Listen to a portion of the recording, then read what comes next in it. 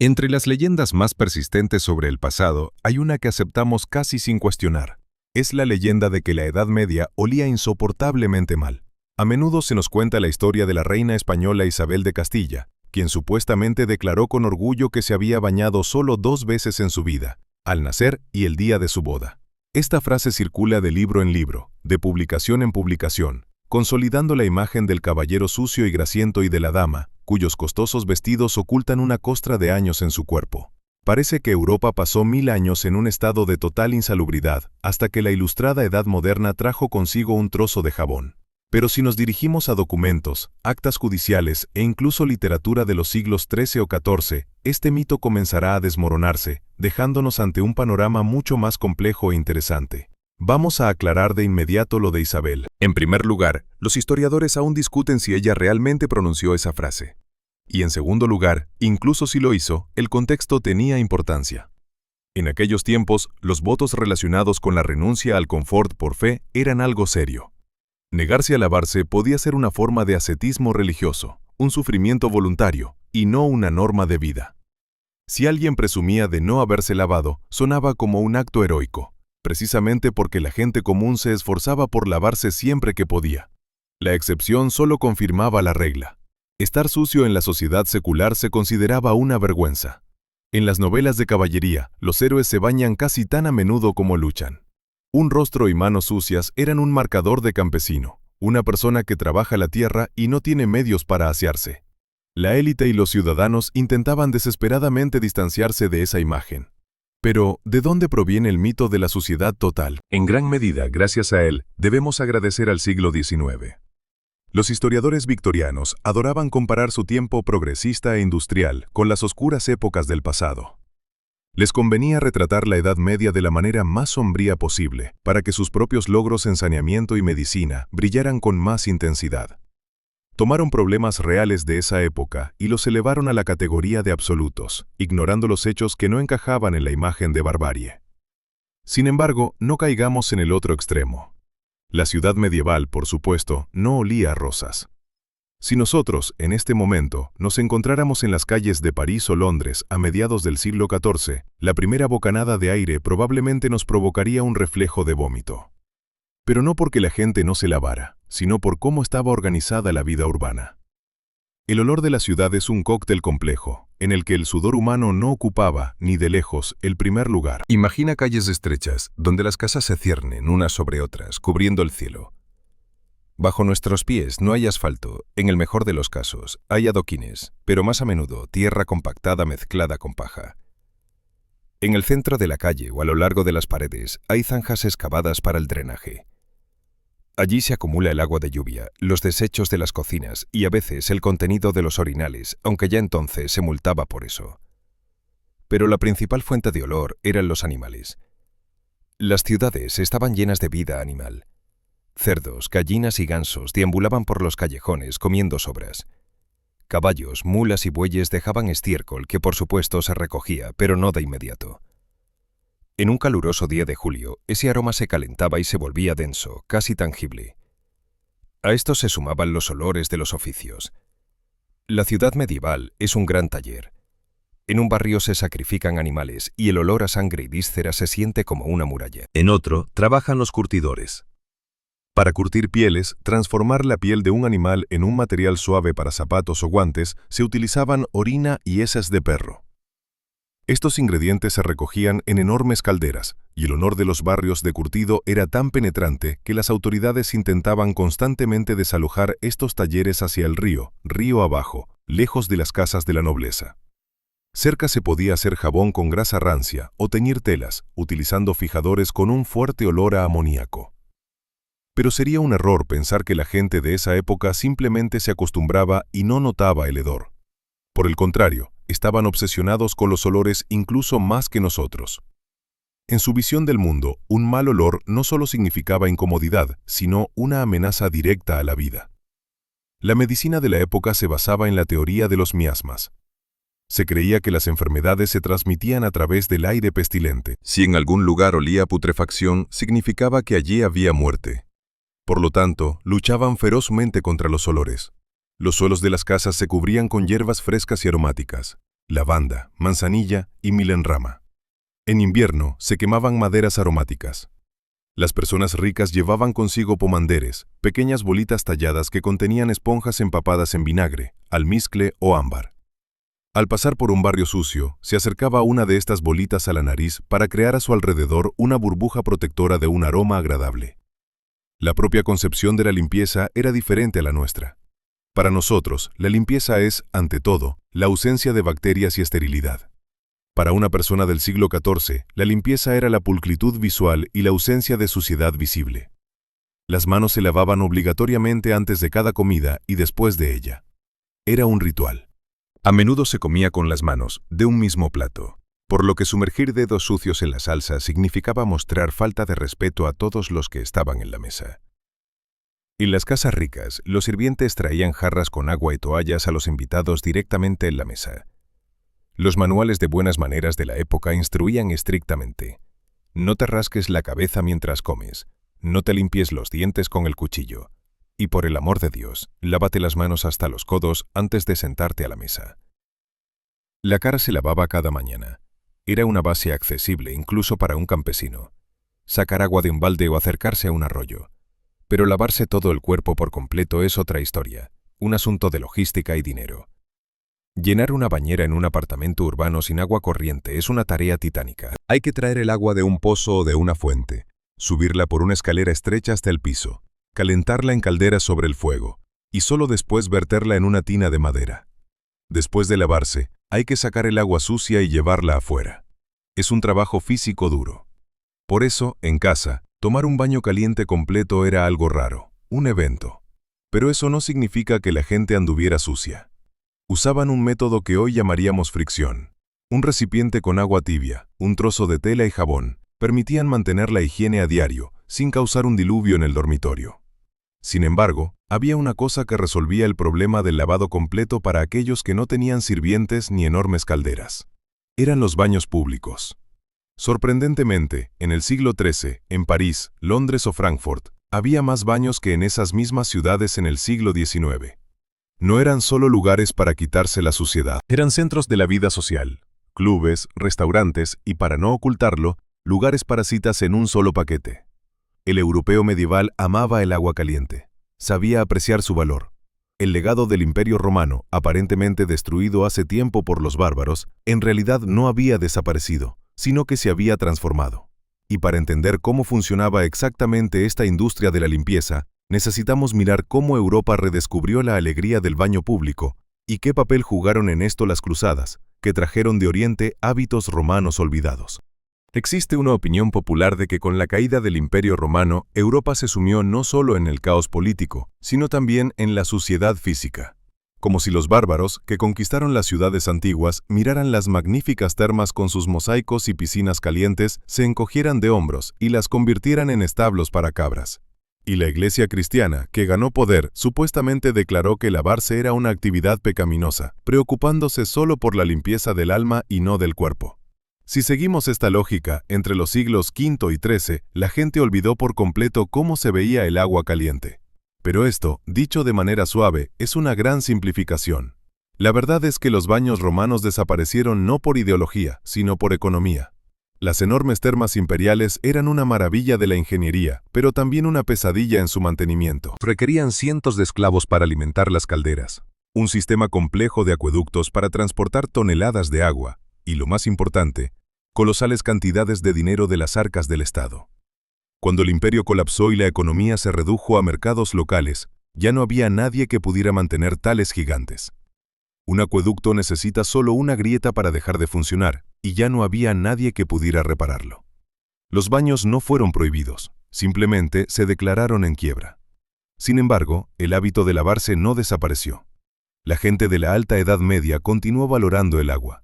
Carlomagno, el gobernante de los francos y, en esencia, el padre de la Europa medieval, era un fanático de las aguas termales. En su residencia en Aquisgrán, ordenó construir un enorme complejo de baños con aguas termales naturales. Los cronistas escriben que al emperador le gustaba nadar allí no solo, sino en compañía. A veces, en la piscina había hasta 100 personas al mismo tiempo. Hijos, duques, guardaespaldas. Era un lugar de consejo informal, donde se decidían los destinos de los estados.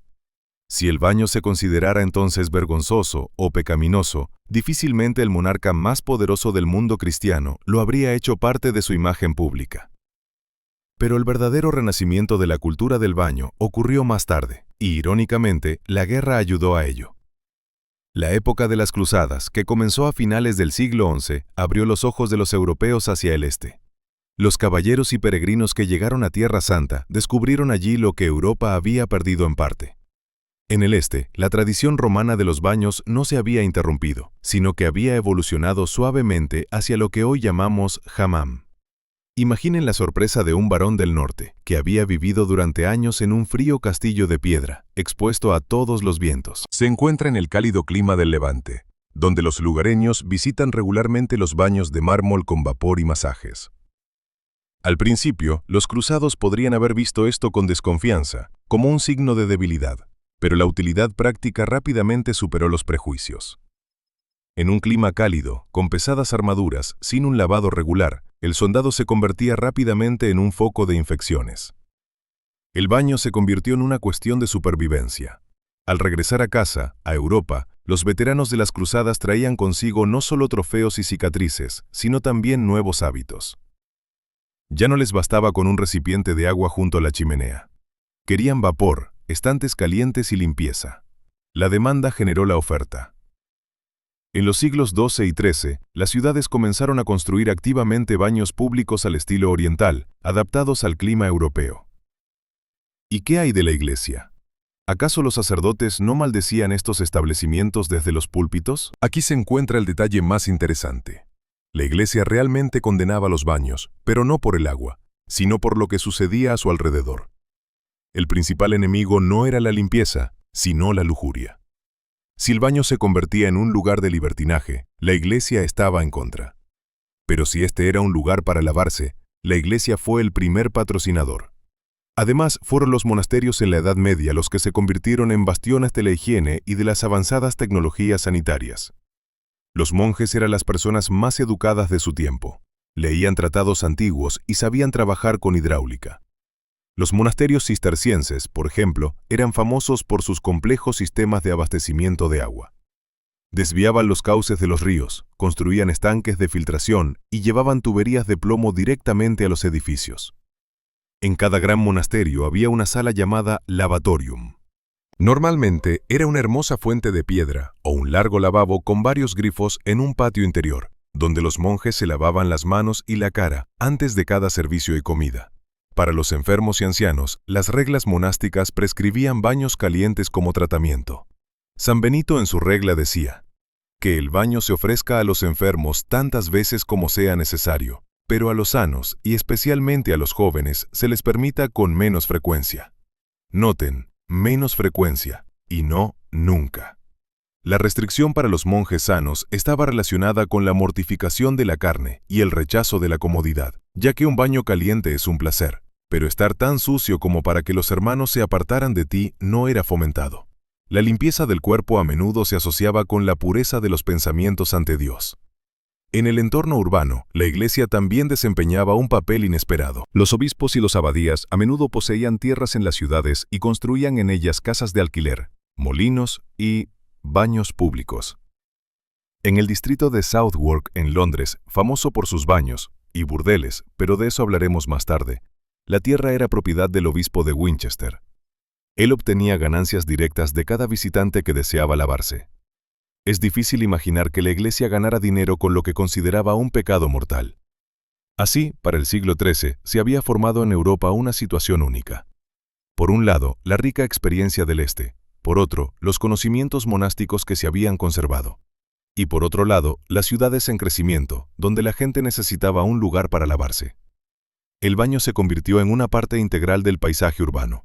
En París, durante la época del rey Luis el IX, había alrededor de 26 baños públicos en funcionamiento. Los pregoneros recorrían las calles temprano por la mañana gritando, «¡Agua caliente! ¡Los baños están abiertos!». No eran spas de élite para unos pocos elegidos. Eran establecimientos para todos, para comerciantes, artesanos e incluso para las capas más pobres de la población, que podían permitirse un par de monedas por la entrada. La gente iba allí no solo para lavarse, sino también para socializar, enterarse de las noticias y cerrar tratos. Ir al baño se convirtió en un ritual tan cotidiano como ir a la taberna. Pero ¿cómo era realmente este establecimiento por dentro? Si entráramos en un baño así en el año 1250, ¿qué veríamos? No se parecía ni a una sauna moderna ni a un palacio romano. Era un organismo ruidoso, húmedo y técnicamente complejo, cuyo funcionamiento requería el esfuerzo de todo un equipo de profesionales. Abramos la pesada puerta de roble y adentrémonos en las nubes de vapor para examinar la anatomía del baño medieval en detalle.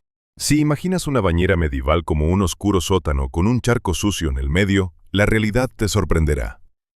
La bañera medieval, o como se le llamaba en Inglaterra, stew, de la palabra que significa horno o cocción, era una compleja construcción ingenieril que se asemejaba más a una bulliciosa taberna que a una sauna moderna y estéril. Se podía acceder a su interior directamente desde la calle. Sobre la entrada solía colgar un letrero, comprensible incluso para los analfabetos: la imagen de una persona en una tina o un manojo de ramas. Abres la pesada puerta y de inmediato entras en el antecuarto, el vestuario. Aquí hace calor, pero aún no hay calor intenso. A lo largo de las paredes hay bancos y cofres. Esta es una zona críticamente importante, porque la ropa en la Edad Media era costosa. Dejar tu capa desatendida era equivalente a dejar hoy en un banco un nuevo smartphone. Por lo tanto, en las bañeras decentes, un sirviente especial cuidaba de las pertenencias o la ropa se aseguraba con llave. Después de quitarte la suciedad de la calle, pasas al salón principal, y aquí es donde te abruma una cacofonía de sonidos y olores. Es un gran espacio con un suelo de piedra cubierto de paja o hierbas aromáticas, menta, cálamo, para enmascarar el olor a humedad. En el aire hay un denso vapor, pero lo principal que llama la atención no es una enorme piscina, como en los baños romanos, sino una multitud de bañeras de madera individuales. Estas bañeras se parecían a enormes barricas de vino, cortadas a la mitad o a un tercio. Estaban hechas de roble, sujetas con aros de hierro, y podían albergar de 1 a 4 personas. Los ciudadanos ricos podían alquilar una bañera privada para sentarse allí en solitario, pero lo más común era que la gente se sentara en parejas o en pequeños grupos. Para que el agua no se enfriara demasiado rápido, sobre cada una de estas bañeras se construía un toldo. Un dosel de tela de lino densa, suspendido del techo en un aro. Esto creaba una atmósfera íntima y acogedora. Estás dentro de tu casita de tela, rodeado de vapor, mientras que afuera se escuchan las voces de los vecinos. La parte técnica de esta idílica escena era una pesadilla para el propietario. No existía un sistema de fontanería con agua caliente. El agua se calentaba en enormes calderas de cobre en la habitación contigua o en el sótano, donde se mantenían las estufas encendidas las 24 horas. Era un trabajo infernal. Los bañeros, hombres robustos con cubos en un yugo, corrían de un lado a otro, añadiendo agua hirviendo a demanda de los clientes. Imagina la logística. Para llenar una de estas bañeras era necesario traer entre 20 y 30 cubos. Y cuando el cliente se iba, el agua tenía que ser sacada manualmente y llevada al desagüe. Por lo tanto, el agua en los baños públicos no se cambiaba después de cada persona, sino a medida que se ensuciaba. Si llegabas por la tarde, el agua podría estar, por decirlo suavemente, con un buen sabor. Pero lo más sorprendente sucedía justo en las bañeras. La gente de la Edad Media no solo se lavaba, sino que allí vivían. A través de la bañera se colocaba una tabla ancha que servía de mesa. Sobre ella había jarras de vino, platos con carne asada, pan y frutas. La gente almorzaba, sentada hasta el pecho en agua caliente. Esto se consideraba la cúspide del sibaritismo y beneficioso para la salud. Los poros abiertos, el vino estimulando la sangre, la comida nutriendo el cuerpo. En una esquina del salón podían sentarse músicos con laúd o flauta, creando un ambiente para las conversaciones. El ruido era inconcebible. El chapoteo del agua, el tintineo de las copas, las risas, los gritos de los bañeros. ¡Paso! ¡Agua hirviendo! Era un lugar donde se borraban las fronteras. En una bañera podía estar sentado un comerciante adinerado y en la vecina un guardia de la ciudad que había gastado su salario semanal en ese descanso. Además de los baños de agua, existían también los saunas, esos mismos esti. Eran pequeñas habitaciones de piedra calentadas por aire caliente de hornos que pasaba por debajo del suelo o a través de tubos especiales en las paredes, un eco del sistema romano de hipocausto. Allí se sudaba en seco para expulsar los malos humores del cuerpo.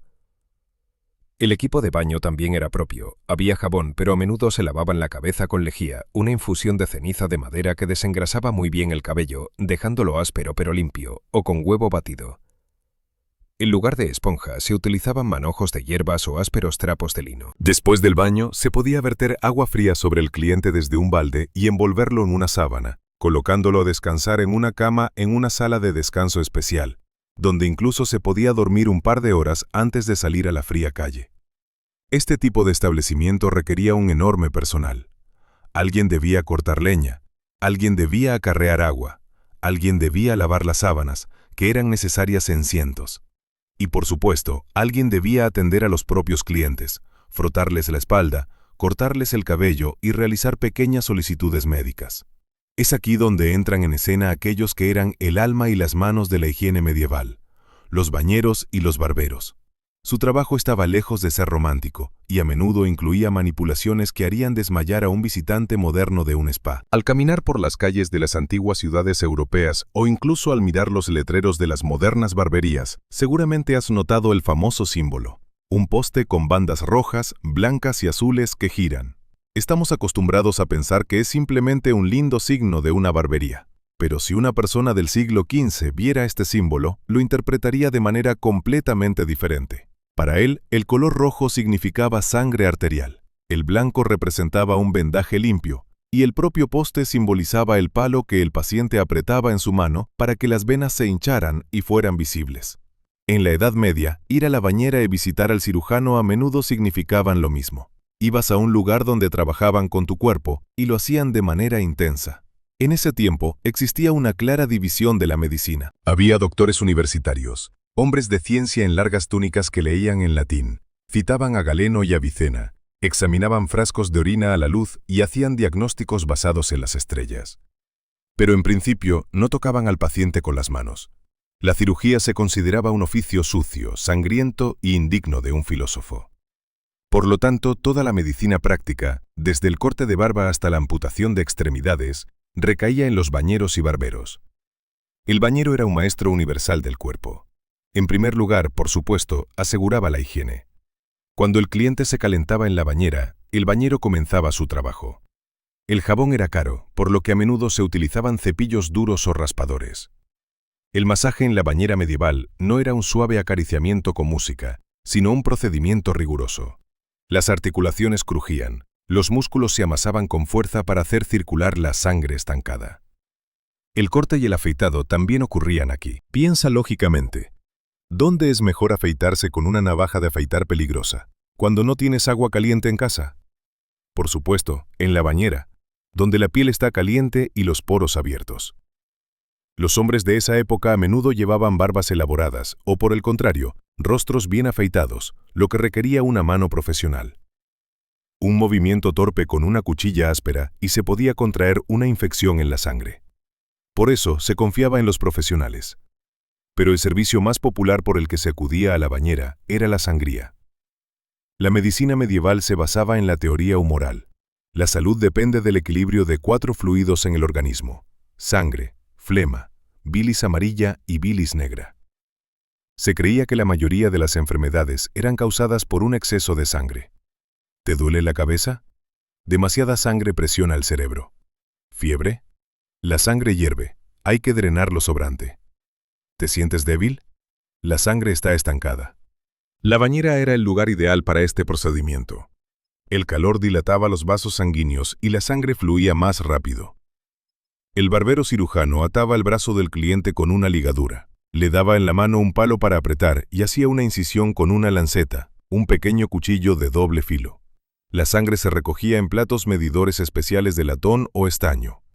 Un maestro experimentado sabía cuánto había que drenar para cada dolencia, desde un par de onzas hasta medio litro.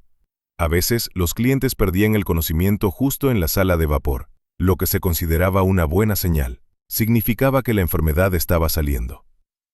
Si cortar venas era aterrador o peligroso, se utilizaban ventosas. Se colocaban recipientes de vidrio o cobre calentados en la espalda, que al enfriarse se adherían a la piel, extrayendo la sangre mala hacia la superficie. Después de esto, se hacían incisiones en la piel inflamada con un cuchillo para liberar los venenos. Las espaldas de muchas personas medievales estaban cubiertas de cicatrices características de los procedimientos regulares. También había sanguijuelas. Los barberos mantenían frascos enteros con estas criaturas. Se colocaban en lugares delicados, donde era peligroso cortar con un cuchillo, por ejemplo, en las encías en caso de dolor de muelas o en la cara para mejorar el color de la piel. Por cierto, también se extraían dientes aquí. Si te dolía un diente, no ibas a una clínica dental, sino a la sauna. El saunero te hacía sentar en un taburete, tomaba un instrumento espeluznante, parecido a una llave o unas tenazas, y sin ningún tipo de anestesia, tal vez dándote un trago de vino fuerte para darte valor, te extraía el diente dolorido. Los gritos se ahogaban con el ruido del agua y los gruesos muros. Además, los sauneros reducían dislocaciones, ponían vendas en fracturas y abrían abscesos. Eran los paramédicos de su tiempo. Su estatus era ambivalente. Por un lado, sin ellos la ciudad no podía existir. Aliviaban el dolor, mejoraban la apariencia. Por otro lado, su oficio era considerado impuro. Constantemente trataban con cuerpos desnudos, sangre, pus y pelos ajenos. En muchas ciudades, a los gremios de sauneros y barberos se les prohibía ocupar altos cargos en el consejo municipal. Se les temía y se les despreciaba al mismo tiempo, como se desprecia y se teme al verdugo. Es interesante que precisamente de este entorno, impregnado de vapor y olor a sangre de las salas de sauna, más tarde surgirá la verdadera cirugía científica. Ambroise Paré, el gran cirujano del siglo XVI, comenzó precisamente como un simple barbero. Pero aún queda un largo camino hasta la medicina científica. Por ahora, la sauna medieval sigue siendo un lugar donde la línea entre la salud, el dolor y el placer es muy delgada. Y ya que hemos hablado de placeres y corporalidad, no se puede pasar por alto el tema que se convirtió en la principal razón de la mala reputación de las saunas. Un tema por el cual la palabra saunero, en algunos contextos, se convirtió en sinónimo de proxeneta, y la propia sauna se transformó en una tapadera legal para el oficio más antiguo. En inglés hay una antigua palabra, stew. Originalmente significaba un estanque para criar peces o un horno, y más tarde así se comenzaron a llamar las salas de vapor. Pero para el siglo XIV en Londres, decir voy al stew era equivalente a reconocer voy con prostitutas. La historia del baño medieval está inextricablemente ligada a la historia de la prostitución. Y esta conexión era tan estrecha que en algún momento las palabras bañero y proxeneta se convirtieron casi en sinónimos, y el propio establecimiento se transformó en una cobertura legal para lo que la Iglesia llamaba fornicación.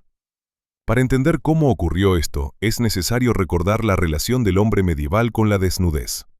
Estamos acostumbrados a proyectar sobre el pasado nuestro moderno sentido de vergüenza o la moral puritana de épocas posteriores. Pero la Edad Media era mucho más corporal e inmediata. Dormir en la misma cama con los huéspedes, cambiarse de ropa ante los sirvientes, dormitorios compartidos. Todo esto disminuía el umbral de la incomodidad.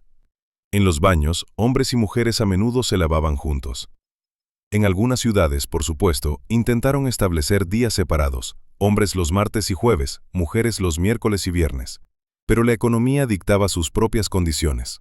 Calentar agua 2 veces era costoso, por lo que a menudo enormes tinajas se llenaban para todos a la vez. Imagina la escena que nos han legado las numerosas miniaturas de libros de esa época. En una gran bañera de madera se sienta una pareja, un hombre y una mujer. Están desnudos, pero sus cabezas están cubiertas con coifas o gorros, lo que resulta cómico para el espectador moderno. Delante de ellos, sobre una tabla, hay comida. La mujer toca suavemente el hombro del hombre, él le ofrece una copa. Alrededor, las sirvientas se mueven. La atmósfera es relajada, húmeda y sin duda erótica. En tal entorno, la transición de un baño conjunto a algo más era solo cuestión de tiempo y precio. Los bañeros pronto se dieron cuenta de dónde estaban los verdaderos ingresos. La entrada y el jabón eran muy baratos, pero los servicios adicionales generaban enormes ganancias. Las saunas comenzaron a llenarse de habitaciones laterales, donde no había bañeras, sino camas con dosel. Las chicas que trabajaban allí como sauneras debían oficialmente ayudar a los clientes a lavarse, frotarles la espalda y proporcionarles toallas. Pero, de hecho, muchas de ellas eran trabajadoras de la industria del sexo. Lo más sorprendente de este sistema era el papel de las autoridades y la Iglesia. Aparentemente, la Inquisición debería haber incendiado esos lugares con napalm. Pero la realidad era más cínica. Las autoridades entendían que la prostitución era imposible de erradicar. La lujuria masculina, como se creía entonces, era una fuerza natural que no se podía detener, pero se podía canalizar. El gran teólogo Tomás de Aquino, y antes que él, Agustín de Hipona, comparaban la prostitución con el alcantarillado de la ciudad. Si quitas la alcantarilla, el palacio se llenará de pestilencia, decían. La lógica era la siguiente.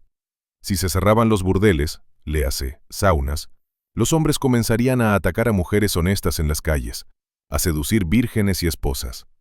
Por lo tanto, la sauna burdel era vista como un mal menor, una válvula necesaria para liberar la tensión social. Un ejemplo brillante de esta hipocresía es el distrito de Southwark en Londres, ubicado en la ribera sur del Támesis, justo detrás del Puente de Londres. Era la jurisdicción del obispo de Winchester. La tierra pertenecía a la iglesia, y era el obispo quien otorgaba licencias para operar saunas. Las prostitutas locales eran conocidas popularmente como las gancitas de Winchester. La iglesia no solo cerraba los ojos ante lo que sucedía, sino que recibía alquileres y multas, llenando sus arcas. Al mismo tiempo, a las mujeres que trabajaban allí se les negaba un entierro cristiano. Vivían en tierras de la iglesia, ganaban dinero para la iglesia, pero tras su muerte eran enterradas en un cementerio separado para los rechazados, en tierra no consagrada. Sin embargo, este negocio no era un campo salvaje, estaba estrictamente regulado. En los archivos se conservan códigos de reglas para los propietarios de baños. Por ejemplo, en el mismo Southwark, en el siglo XV, estaba prohibido mantener los baños abiertos en días festivos. Se prohibía la entrada a mujeres embarazadas y monjas. Había una regla estricta, no retener a las chicas por la fuerza si querían dejar la profesión.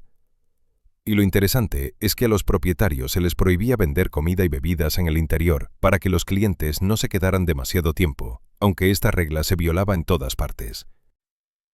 En París, la situación era similar. Existían calles con nombres elocuentes, donde la concentración de baños era abrumadora. El rey Luis IX, conocido por su devoción, intentó combatir esto emitiendo decretos para cerrar los baños donde se cometían indecencias. Pero cada vez la economía ganaba. Los baños cerraban por un mes solo para reabrir con un nuevo letrero. En Alemania y Suiza, los baños mixtos eran parte de la cultura nacional. Allí, ir al baño en familia o con vecinos no siempre tenía un trasfondo sexual, pero la línea era delgada. El conocido humanista Pollo Bracciolini, que visitó los baños suizos en Baden a principios del siglo XV, quedó impactado por lo que vio. Escribió a un amigo que había visto a hombres y mujeres, viejos y jóvenes, que entraban al agua desnudos ante la mirada de todos, cantando, bebiendo y comportándose como si el pecado original no existiera. Para un italiano, acostumbrado a una separación más estricta de los géneros, esto parecía una bacanal, pero para los locales era la norma del ocio. Por supuesto, tal reputación ahuyentaba a muchos. Las damas de la nobleza, preocupadas por su honor, dejaron de visitar los baños públicos. Preferían lavarse en casa, en tinas de madera, aunque eso fuera más complicado de organizar. La bañera pública se estaba convirtiendo cada vez más en un club masculino o en un lugar para mujeres con responsabilidad social reducida. Si una ciudadana decente iba a la bañera pública, corría el riesgo de recibir una marca de por vida. Es interesante que esta asociación de la bañera con la depravación se convirtiera en el primer clavo en la tapa del ataúd de la higiene europea. Incluso antes de la llegada de las terribles epidemias, los moralistas comenzaron un ataque contra la limpieza. Los predicadores gritaban que en la bañera se lavaba la suciedad del cuerpo, pero se ensuciaba el alma. El agua caliente ablanda la voluntad y convierte al hombre en esclavo de la carne. Poco a poco, en la conciencia pública, se afianzó la idea: el lugar donde se lavan es un lugar de pecado. Pero mientras las bañeras aún funcionen, mientras el agua y el vino salpican en ellas, veamos con qué se lavaban las personas. Porque el agua por sí sola no elimina la grasa ni la hollín incrustado. Necesitamos hablar del jabón. De cómo, a partir de cenizas y animales muertos, se creaba una sustancia que hacía al hombre limpio, y por qué un buen jabón se valoraba como si fuera plata, mientras que uno malo podía arrancar la piel. Si te encontraras en medio de una multitud de ciudadanos en algún lugar de York o Lübeck en el siglo XIV y respiraras profundamente, probablemente sentirías un olor muy específico que emanaba de su ropa. No era el olor del sudor ni el de las heces, sino un aroma agudo, un poco rancio, que recordaba a la grasa vieja mezclada con humo. Era el olor de la limpieza. Más precisamente, el olor de lo que se utilizaba para lograr esa limpieza. Era el olor del jabón medieval barato. A pesar de la creencia popular, el jabón en la Edad Media no era una tecnología perdida de los atlantes. Se producía a gran escala, se vendía en los mercados y su precio era bastante asequible incluso para un artesano. El problema no era la disponibilidad del jabón, sino su calidad y composición. Para entender por qué los pobres olían diferente a los ricos, es necesario profundizar en la química del proceso. Cualquier jabón es el resultado de la reacción entre grasa y álcali. No había problemas con la grasa. En los mataderos siempre quedaba grasa interna de vacas, ovejas y cerdos que no se utilizaba para la alimentación. Pero el álcali era más complicado. En el norte de Europa, donde no hay lagos de sosa, el álcali se obtenía de las cenizas de madera. Las cenizas de maderas duras, como el roble o el haya, se remojaban en agua, obteniendo una solución cáustica rica en potasio. Cuando esta solución se hervía con grasa animal, se obtenía una sustancia espesa y pastosa de color oscuro. Se le llamaba jabón negro o jabón líquido. No se solidificaba en los bloques duros a los que estamos acostumbrados. Se vendía en barriles o jarras, sacándolo con una cuchara. Este jabón eliminaba manchas de manera excelente, pero tenía dos desventajas importantes. En primer lugar, olía horrible. La grasa animal, especialmente si no era de primera frescura, daba un aroma pesado y carnoso. En segundo lugar, debido a la limpieza grosera, quedaba mucho álcali libre en él. Este jabón mordía. Si se lavaba la cara con él todos los días, la piel se enrojecía rápidamente, se pelaba y se cubría de quemaduras químicas. Por eso el jabón negro se utilizaba principalmente para lavar ropa, limpiar suelos y fregar platos. Solo una persona con piel muy gruesa podía lavarse con él de forma voluntaria. La situación era completamente diferente en el sur de Europa. En España, Italia y el sur de Francia, los jaboneros tenían acceso a dos ingredientes lujosos: aceite de oliva y ceniza de plantas marinas, rica en sodio. La reacción con el sodio producía un jabón sólido y blanco, que se podía cortar en pastillas. Tenía un suave aroma a aceite, producía una espuma suave y no irritaba la piel. Así nació la leyenda del jabón de Castilla. Era el iPhone de su tiempo en el mundo de la higiene. Las pastillas blancas de Castilla, Venecia o Marsella eran objetos de exportación y símbolo de estatus. Reyes y duques encargaban cajas de ese jabón. En los registros aduaneros ingleses del siglo XIV se pueden encontrar menciones sobre la importación de jabón de Damasco o jabón español. Su precio era varias veces más alto que el del jabón negro local. Solo una persona adinerada podía permitirse lavarse el cuerpo con jabón de Castilla. Pero, ¿qué hacían los demás? Si no tienes dinero para una pastilla importada y el jabón negro local te quita la piel, ¿qué hacer? La gente se las ingeniaba. A menudo, para lavarse el cuerpo, simplemente utilizaban lejía, una infusión filtrada de ceniza. En baja concentración, desengrasaba bien el cabello y la piel, actuando como un champú moderno de limpieza profunda, aunque secaba sin piedad. Usaban arcilla, que absorbía la grasa. Usaban hierbas que contenían saponinas, sustancias que producían una espuma ligera, como la saponaria. La profesión de jabonero era lucrativa, pero despreciada. Sus gremios, al igual que los de los curtidores, intentaban ser desplazados a las afueras de las ciudades. La razón es simple. El proceso de fabricación de jabón olía de manera insoportable. Imaginen enormes calderas, donde durante horas hierve una mezcla de grasa de cordero y ceniza cáustica. El hedor era tan intenso que en algunas ciudades existían leyes que prohibían hacer jabón en días ventosos, si el viento soplaba hacia la plaza central o la catedral. Sin embargo, la fabricación de jabón era una industria estratégica. En el siglo XIII, los jaboneros ya se unían en gremios. En Londres, Bristol y Coventry eran organizaciones poderosas que vigilaban la calidad. Castigaban severamente a quienes intentaban hacer trampa. La infracción más común era añadir rellenos baratos al jabón para aumentar su peso, como talco o yeso. Si atrapaban a un maestro haciendo esto, podía ser multado o deshonrosamente paseado por la ciudad. Curiosamente, la demanda de jabón no era impulsada tanto por la higiene personal, sino por la industria de la lana. Inglaterra y Flandes dependían de la producción de paños. Para hacer una tela de calidad, la lana debía ser limpiada de grasa natural, lanolina. Esto requería toneladas de detergentes. Sin embargo, para el tratamiento áspero de la lana, a menudo se utilizaba no jabón, sino orina humana fermentada, que se recogía en barriles especiales en las calles. El amoníaco en la orina era muy eficaz contra la grasa, pero en las etapas finales, para telas delicadas, se necesitaba jabón de buena calidad. Por lo tanto, la economía de la fabricación de jabón estaba estrechamente relacionada con la economía textil. Había también otro detalle que lo cambiaba todo. El jabón en sí es inútil sin una gran cantidad de agua. Para hacer espuma, y lo más importante, enjuagarla, se necesita mucho líquido.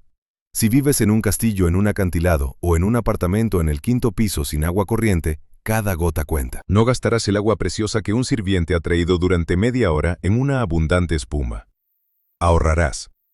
Lo más probable es que simplemente limpies los lugares más importantes con un paño húmedo, empapado en una solución jabonosa débil, y luego te seques inmediatamente. Esto era un baño seco, el estándar de la higiene diaria. Para el siglo XV, la producción de jabón se había vuelto tan importante que los reyes comenzaron a intervenir en este negocio, otorgando monopolios. En Inglaterra, por ejemplo, el rey Jacobo I en el siglo XVII, un poco más tarde que nuestro periodo, pero es significativo, vendió el monopolio de la fabricación de jabón a la Compañía de Jabones de Westminster, prohibiendo a todos los demás producir este producto. Esto provocó una verdadera revuelta del jabón. La gente no quería comprar el caro y de mala calidad jabón real, prefiriendo hacer el suyo en talleres clandestinos. Las mujeres fabricaban jabón a escondidas en los patios traseros, arriesgándose a ir a la cárcel, solo para no pagar de más por un producto deficiente. Así que cuando decimos que en la Edad Media no había jabón, estamos equivocados. Había mucho. Simplemente era diferente. Para la élite, jabones perfumados de oliva del Mediterráneo, con aroma a lavanda. Para el pueblo, una masa líquida y maloliente de grasa y cenizas, que picaba los ojos y la piel. La limpieza era un producto, y este producto tenía una clara gradación de precios. Pero incluso el mejor trozo de jabón de Castilla es inútil si no tienes con qué enjuagarlo. El jabón es solo la mitad de la ecuación. La otra mitad es el agua. Y si piensas que conseguir agua en una ciudad medieval era tan fácil como abrir un grifo, te equivocas profundamente. El agua era una sustancia pesada, cara y logísticamente complicada, cuya entrega se convertía en un esfuerzo diario. Hoy en día percibimos el agua como algo dado. Abrimos el grifo y agua limpia, transparente y segura fluye en un chorro interminable. Podemos dejar el grifo abierto mientras nos cepillamos los dientes y no pensamos en ello.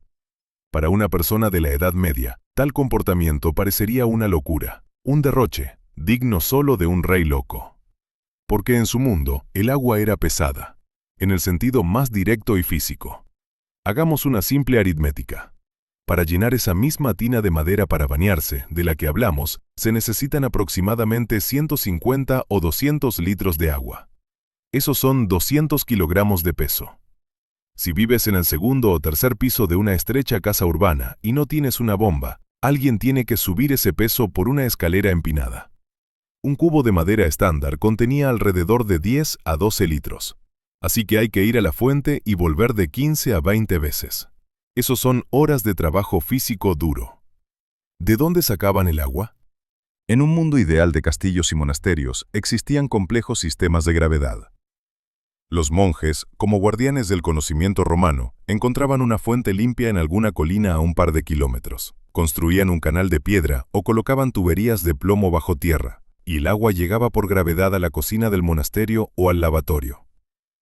Pero en las ciudades en crecimiento, Londres, París, Colonia, la situación era más complicada. La principal fuente de agua para la mayoría de los ciudadanos eran los pozos y fuentes públicas, que llamaban conductos. No eran fuentes decorativas con cupidos orinando, sino masivos edificios de piedra, donde el agua se suministraba a través de tuberías desde fuentes rurales. En Londres, el famoso Gran Conducto en Cheapside era el corazón de la vida urbana. Aquí venían no solo por agua, sino también para conocer los últimos chismes. En los días festivos, según las leyendas, de las tuberías del conduito fluía vino en honor a las bodas reales o victorias, pero en los días laborables allí corría agua, por la que se libraba una verdadera batalla. Las colas eran enormes. Las peleas en el pozo eran un asunto común en los informes policiales de la época. Las sirvientas se agarraban del cabello, discutiendo quién era la siguiente en poner el cántaro. Para restablecer el orden y facilitar la vida a los ricos ciudadanos, surgió toda una guilda profesional, los aguadores. Los aguadores eran tipos robustos. En Londres se unieron en la Hermandad de San Cristóbal. Tenían el monopolio en la entrega de agua a domicilio. Por una cierta tarifa, el aguador te traía un par de enormes garrafas de madera, colgadas de un yugo, directamente a la puerta. Esto costaba dinero. Una familia pobre no podía permitirse contratar a un aguador todos los días, así que iban por su cuenta. En cambio, los ricos comerciantes firmaban contratos con los aguadores para la entrega diaria. También había una opción de élite, disponible para unos pocos. Se llamaba pluma, o keel. Era un tubo de plomo delgado, del diámetro de una pluma de ganso, que se incrustaba en la tubería principal de la ciudad y se dirigía directamente al sótano de tu casa. Por esta comodidad, había que pagar un enorme impuesto anual a la ciudad. Si te retrasabas en el pago, la tubería era cortada sin piedad. Tener agua propia en casa era un signo de increíble lujo, casi como tener un avión privado hoy en día. Hablando de tuberías, a menudo escuchamos que los romanos se envenenaron con plomo, y las personas de la Edad Media continuaron con esta tradición. La palabra fontanería en inglés, plumbing, proviene de la palabra latina plumbum, que significa plomo. De hecho, las tuberías se hacían de plomo. Es blando, se suelda fácilmente y no se oxida. Pero ¿por qué Europa no se extinguió por envenenamiento por metales pesados? La dura agua fue la salvación. La mayoría de las fuentes en Europa son ricas en calcio. Dentro del tubo de plomo, rápidamente se acumulaba una gruesa capa de sarro de cal que aislaba el metal del agua. El agua fluía por la corteza de piedra, sin tocar el plomo. Era peligroso beber solo de tuberías completamente nuevas o donde el agua era blanda. Donde faltaba plomo, se utilizaba madera. Los troncos de los olmos se ahuecaban por dentro, convirtiéndolos en tubos, y se unían insertando uno en otro. El olmo no se pudre en el agua. Puede durar décadas si se mantiene constantemente en un ambiente húmedo. Bajo las calles de las ciudades medievales había kilómetros de tales arterias de madera. Pero también existía el agua mala. Los ríos sobre los que se erguían las ciudades, el Támesis, el Sena, el Tíber, eran arterias de transporte y, lamentablemente, alcantarillas. Beber agua del río dentro de la ciudad se consideraba un suicidio, aunque los pobres a menudo no tenían elección. Los aguadores, que recogían agua del río, debían advertir a los clientes: «Esto es para lavar». Esa agua costaba menos que la del manantial de conduita. Los cerveceros y panaderos a menudo intentaban ahorrar utilizando agua del río, por lo que eran multados regularmente e incluso castigados físicamente si el pan o la cerveza resultaban en mal estado. El alto costo y la laboriosidad del transporte de agua dieron lugar a una cultura especial de su uso. Se cuidaba el agua. Con la misma agua se podía primero lavar la cara, luego lavar una camisa y después limpiar el suelo. En cuanto al baño en la tina, existía una jerarquía estricta. Imagina a una familia de un artesano acomodado que decide organizar un día de baño en casa. Se calentó el agua y se llenó un gran barril. Primero se lavaba el cabeza de familia, el padre. El agua estaba limpia y caliente. Después de él se lavaba el hijo mayor, luego otros hombres, luego las mujeres. Por último, se lavaba a los niños y a los bebés. Para ese momento el agua ya estaba fría, turbia y espesa por el jabón y la suciedad. Existe una popular leyenda sobre la expresión echar al niño con el agua sucia. Supuestamente, en esa agua sucia, uno podía simplemente no notar al bebé. Por supuesto, esto es una exageración. Los padres amaban a sus hijos y los cuidaban, pero la esencia se transmite correctamente. Lo que les quedaba a los últimos era el barro. Es precisamente por eso que la ropa se volvió tan importante. Lavar una delgada camisa de lino es mucho más fácil y económico en cuanto al consumo de agua que limpiar todo el cuerpo por completo. El lino se convirtió en una especie de filtro que absorbía la suciedad del cuerpo y que podía lavarse en agua de río barata con jabón cáustico.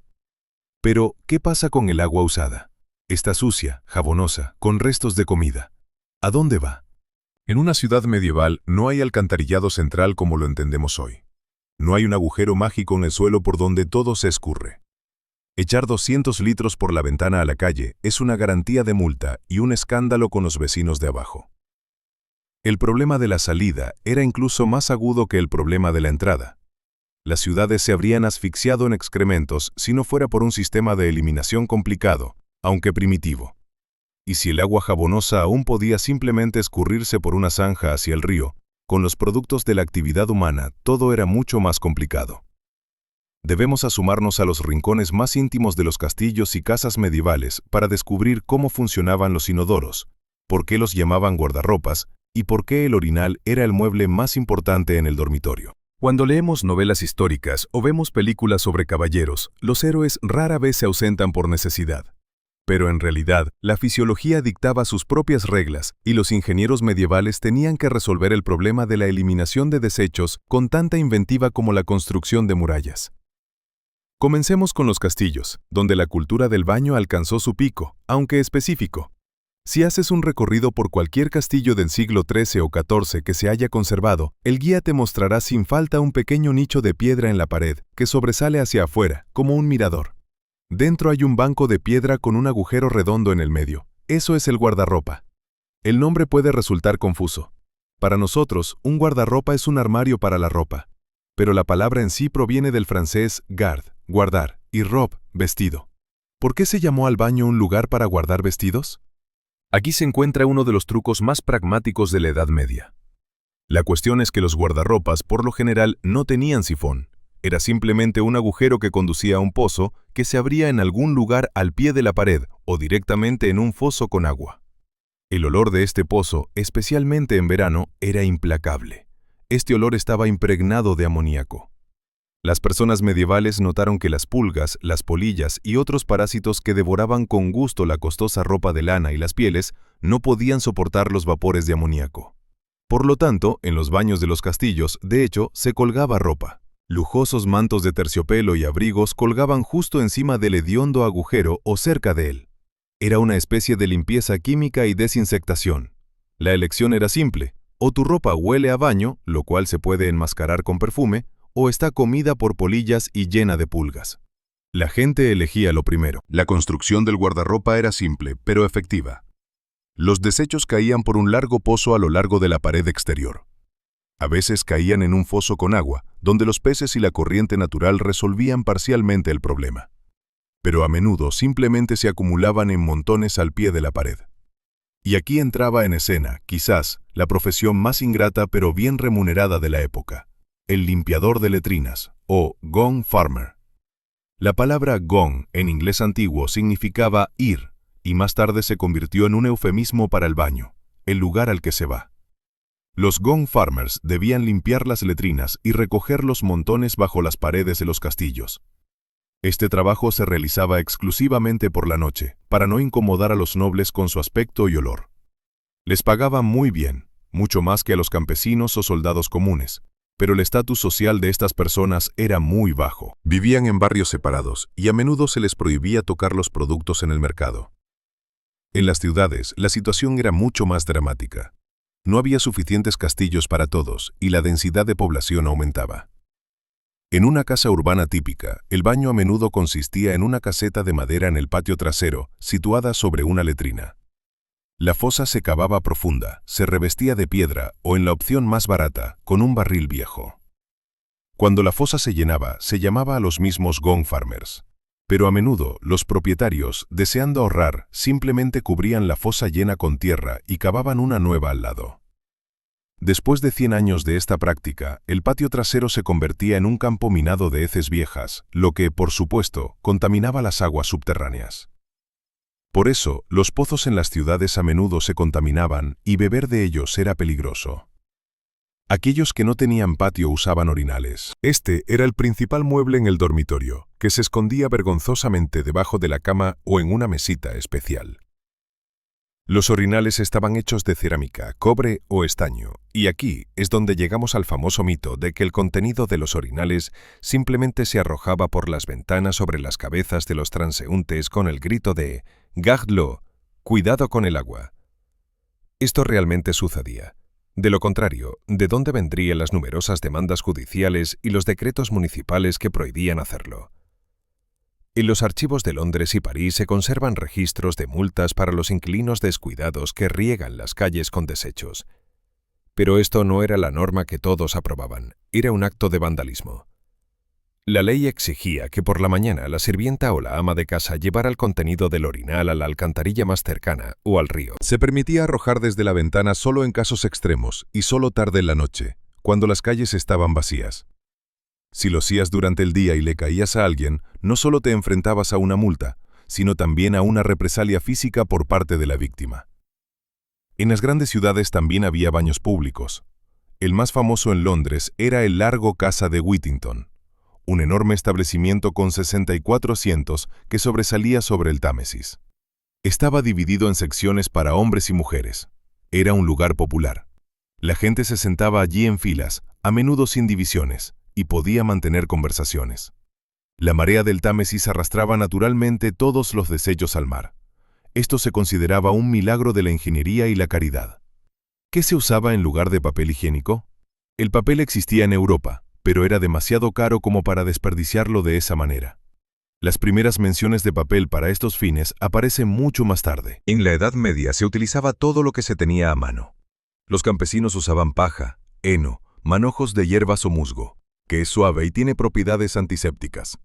Los ciudadanos podían usar trapos viejos. Las personas ricas tenían sus propias excentricidades. En los registros reales se pueden encontrar menciones sobre la compra de trozos de lino especiales o incluso de algodón para las necesidades del rey. Existía incluso un cargo en la corte que hoy provoca risas nerviosas, pero que en aquel entonces era objeto de envidia. El grom del trono, o camerger del trono. Era la persona responsable del aseo real y, sí, ayudaba al monarca en el proceso de limpieza. ¿Parecería un trabajo humillante? En absoluto. Esta persona estaba con el rey en el momento más íntimo, cuando el monarca estaba relajado y no tenía prisa. El grom del trono conocía todos los secretos. Podía susurrar una petición o un consejo sin testigos. A menudo estas personas se convertían en los consejeros más influyentes de la corte.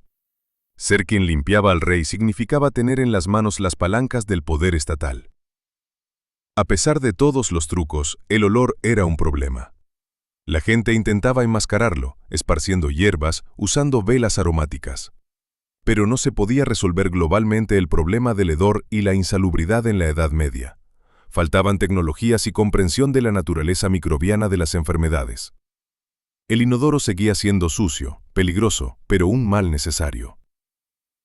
Y ahora imagina, vives en un mundo donde el agua es cara, el baño puede ser un criadero de pecado y el inodoro es un agujero con pulgas. ¿Cómo mantener la sensación de limpieza y dignidad? ¿Cómo no sentirse como un animal sucio? La respuesta no estaba en el agua ni en el jabón. La respuesta estaba en lo que llevabas puesto debajo de tu ropa exterior. Fue la camisa de lino blanca la que se convirtió en el principal símbolo y herramienta de higiene durante varios siglos. Imagina un retrato de un noble del siglo XIV. Él está vestido con un pesado jubón de terciopelo, bordado en oro, y sobre sus hombros lleva una capa de piel. Se ve majestuoso y sin duda costoso. Pero si observamos los detalles, notaremos que asoma una delgada franja de tela blanca como la nieve por debajo de las mangas y el cuello. No es solo un elemento de estilo, es su certificado de limpieza. Es una señal para todos los que lo rodean. Estoy limpio porque mi camisa es blanca. En una época en la que un baño caliente se convertía en un lujo o incluso en un procedimiento médico, la principal línea de defensa contra la suciedad era la ropa interior. Y no era solo una prenda, era tecnología. En la base de esta tecnología estaba el lino. ¿Por qué lino y no lana o algodón? Los médicos y filósofos naturales medievales atribuían a la tela de lino propiedades casi mágicas. Se creía que el lino tenía la capacidad única de extraer la suciedad del cuerpo. Funcionaba como una esponja o una mecha. La lógica era la siguiente. El cuerpo humano constantemente produce sudor, grasa y vapores invisibles. Si se usa una camisa de lino sobre la piel desnuda, esta absorberá todas esas secreciones, dejando la piel seca y limpia. De esta manera, la camisa absorbía el impacto. Se ensuciaba en lugar de la persona. Y cuanto más rápido se ensuciaba, mejor. Lo que significaba que el sistema funcionaba. De aquí nació el concepto de limpieza en seco, que dominaría en Europa hasta el siglo XVIII. No necesitas lavar el cuerpo con agua, eliminando su capa protectora. Solo necesitas cambiarte de camisa. Esto creó una enorme brecha social. Una persona rica podía cambiarse de ropa interior cada día, y los miembros de la realeza hasta 3 veces al día, por la mañana, al mediodía y por la noche. Su piel siempre estaba en contacto con lino fresco y crujiente. Un campesino o un pobre artesano llevaba una camisa durante semanas. Además, los pobres a menudo no llevaban camisas de lino, sino de cáñamo, de yute. Esta es una tela áspera y dura, que absorbe mal la humedad y irrita la piel. Por lo tanto, a los ojos de la sociedad, el pobre no era considerado sucio porque no se lavara en el río. De hecho, podía hacerlo con más frecuencia que un noble, sino porque su filtro era de mala calidad y estaba obstruido. El culto a la camisa blanca dictaba la moda. Cuanto más lino blanco exhibías, mayor era tu estatus. Por esta razón, en la Baja Edad Media y el Renacimiento aparecieron cortes en las mangas de los jubones, a través de los cuales la camisa inferior salía como bufas. Aparecieron enormes cuellos de volantes. Esto era increíblemente poco práctico, pero gritaba, miren, tengo tanto lienzo caro de sobra, y es perfectamente blanco.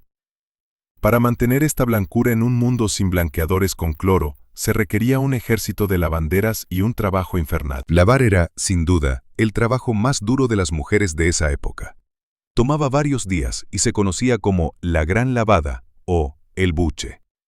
El proceso era así. La ropa sucia, camisas, sábanas, manteles, se apilaba en un enorme barril de madera. Se cubría con una tela densa sobre la cual se vertía ceniza de madera. Luego, a través de esta ceniza, se comenzaba a verter agua hirviendo. El agua caliente, al pasar por la ceniza, se convertía en lejía, una potente solución alcalina. Esta se escurría hacia abajo, disolviendo la grasa y la suciedad de la ropa, y salía a través de un orificio en el fondo del barril. Se volvía a hervir y se vertía de nuevo por encima. Este ciclo se repetía durante horas. La lejía era cáustica. Corrompía las manos de las lavanderas hasta la carne, pero blanqueaba el lino de manera excelente. Después del buche, la ropa se llevaba al río para enjuagar. Imaginen. Invierno. Agua helada. Mujeres de pie en los muelles o hasta las rodillas en el agua, golpeando pesadas sábanas mojadas con palos de madera. Era un trabajo forzado. Después de enjuagar la ropa, se extendía en los prados bajo el sol. La luz ultravioleta completaba el trabajo, otorgando a las telas ese brillo blanco radiante que vemos en las pinturas antiguas. Por cierto, para eliminar manchas especialmente difíciles se utilizaba orina. La orina fermentada contiene amoníaco, un excelente quitamanchas. La costumbre romana de lavar en orina no desapareció, simplemente se convirtió en parte de la economía doméstica. Tener un gran suministro de ropa era más ventajoso que poseer oro. La ropa se heredaba. En los testamentos de esa época, a menudo se pueden encontrar frases como «Dejo a mi hijo la casa y a mi hija 2 cofres de sábanas de lino y 6 camisas».